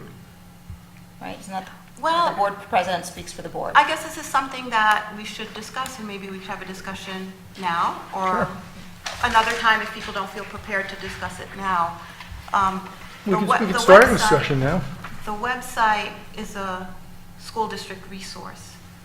So I don't think that any one of us has the right to say what they want the website to look like. It's not our personal website. So I think we have, I could just say, I want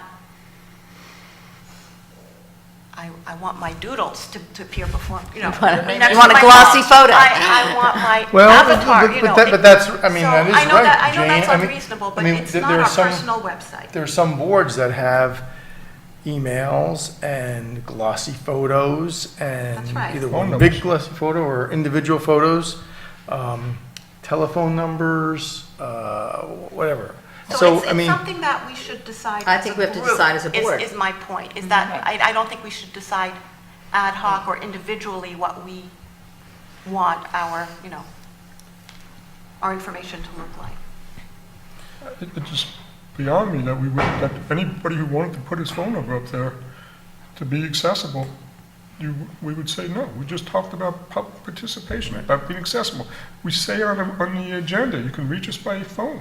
Right, you can Well, call. I'm asking to give you board a office. district phone number. It is not personal phone number, it is not anything other than the district phone number.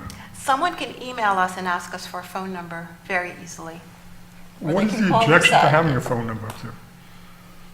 I think it's important that all board members know who's calling and who's speaking, because you're speaking on, we have to be concerned about who's speaking on behalf of the board.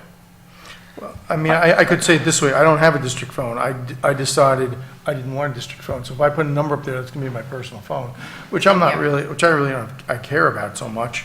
It's just that, we're talking about district phones. I decided I did not want a district phone. I'm just talking about district resources. I wasn't trying to put up a personal no, resource right, I on understand. the district thing. I don't know what I'm number not you put prepared to up have there. this conversation right now. I'll have to think Jeff, about I think that's Put one something we number should up. decide as a board. What seems appropriate, or talk with, Christine or Josh. I don't think this is going to get decided tonight, No, so I think we can all take some time to think about it and discuss it at the next meeting. Mm-hmm. And come to a decision. Okay. Also, because it's not on the agenda, and, what we decide and discuss should be on the agenda so the public has fair notice of it. So I would definitely not come to any decision on any matter not on the agenda. That's not transparent. That's where transparency comes in. Okay. I do think we need to be consistent, though. Right, so that's part of, Like, you can't put that's part of the you can't put discussion. my picture up and no one else's picture, because Right. I'm not exactly, no. Right. Okay. Okay, so we can all think about it and I don't maybe discuss it at the next meeting. Yeah. Okay, Okay. all right. Okay, so now we come to the public comment section. Anyone from the public, please feel welcome to come to the microphone and identify yourself and make your comment. Okay, seeing that there are no public comments at this time, we'll move on to the minutes. I'd like to make a motion to take items 3.1 and 3.2 together, to accept the minutes of December 13th, 2017, and of January 10th, 2018. I move 3.1 and 3.2 together. I second. Any comments on the minutes? All in favor, please say aye. Aye. Recommend 4.1 instructional as written. I will move item 4.1, instructional personnel. I second. Any comments? Yeah, I mean, I don't know everyone here, but I do know Michael Frings. I've known Michael Frings for close to 50 years. That tells me how old I am. But he and I went to high school together and some elementary school. Yeah. So it's sort of a sad that he's retiring. I should congratulate him for retiring because it's something he probably deserves. I know he's been a great teacher in our district, and he's been a great friend, so Yes. congratulations, Mike. Yes. All in favor, please say aye. Aye. Recommend 4.2 non-instructional as presented. I second. No motion. Oh, sorry. I move 4.2. I second. I'm sorry. Already? Okay, any comments? All in favor, please say aye. Aye. I'd just like to congratulate Jim on his new position. He's been working really hard for us here, and it's nice to be able to promote people from within who Very deserve nice, it, so. Congratulations. And congratulations to Mary Girl. I'll be sad to see her go. She's been here for a very long time. We will miss her. Okay. Moving on, may I have a motion on item 5.1 to approve the CSE summaries reported to the board January 24th, which is today. I move item 5.1. I will second. All in favor, please say aye. Aye. May I have a motion to approve item 5.3, which is a resolution? 5.2. Oh, I'm sorry, thank you. May I have a motion to approve 5.2, which is a contract with SNL Plumbing regarding capital improvements at the middle school. I move out of 5.2. I'll second. Any questions? No. All in favor, please say aye. Aye. Item 5.3, may I have a motion to approve the resolution declaring items on, in our backup documents to be surplus property So moved. and to be disposed of in a prudent manner according to the law. May I have a second? I second. Any questions? I think these are all like projectors, old projectors. The projectors and stuff like Yeah. that. Okay, all in favor, please say aye. Aye. We have an addendum, item 5.4. May I have a motion to approve a resolution regarding consultant related to litigation? I move item 5.4. May I have a okay. All in favor, please say aye. Aye. Come to facilities. Anything on facilities? Nothing apparently under, except for the acknowledgement of change orders previously approved by the superintendent. Okay. May I have a motion to approve item 6.1, which is a change order regarding wiring? It's already been approved. It's we're just we're acknowledging it. We've been through We're this just already. I acknowledging it. always Why are we do trying this, to don't get I? them right? So it's on the acknowledged. agenda, so I think it should be So approved. acknowledged. So we have to acknowledge, may I have a motion to acknowledge? I move item to acknowledge 6.1. 6.1. I'll second. All in favor of the acknowledgement? Favor of Aye. acknowledgement. I still we maintain got that it. this does It's does not make superfluous. sense. Right, we will have to work on this. Yeah. I'd like to take items 7.1 through 7.4. May I have a motion to approve the financials, which include the treasurer's report, claim auditor's report, and 2 quarterly treasurer's report. One is for extra classroom activities, the other is for team accounts. May I have a motion? I move the 7s. May I have a second? I'll second. Any questions? All in favor, please say aye. Aye. Are we still having a Okay. meeting? Make an adjustment to this next meeting. date. Yes. Okay. Monday, January 29th at 8:30. 8:30 p.m. Yeah. Okay, so notice of future meetings, this is different than what is stated on the agenda. The next meeting will be Monday, January 29th at 8:30 p.m. It will be a special meeting at the Ed Center. And the following will be a regularly scheduled meeting on Tuesday. It's on Tuesday this time, not on Wednesday. We did that because of Valentine's Day. So it'll be on Tuesday, February 13th in the Academic Commons. And let's see, we will have the So Bell just- Middle School I'm sorry, Vicki, highlights. just to clarify, we're not having a meeting on Wednesday, January 31st. That meeting is going to be on Monday, January 29th. That's right, at 8:30 p.m. Great. The next meeting will be Tuesday, February 13th, which will be a regular board meeting. And following that will be a regular board meeting on Wednesday, March 7th, 7:30 p.m. here in the Academic Commons, and that will be the superintendent's budget proposal. So may I have a motion to adjourn the meeting? I move. What time? At 9:55? 9:55. May I have a second? I'll second. All in favor, please say aye. Aye. Meeting is adjourned. Thank you. Thank you. Thank you very much. Thanks, Mary.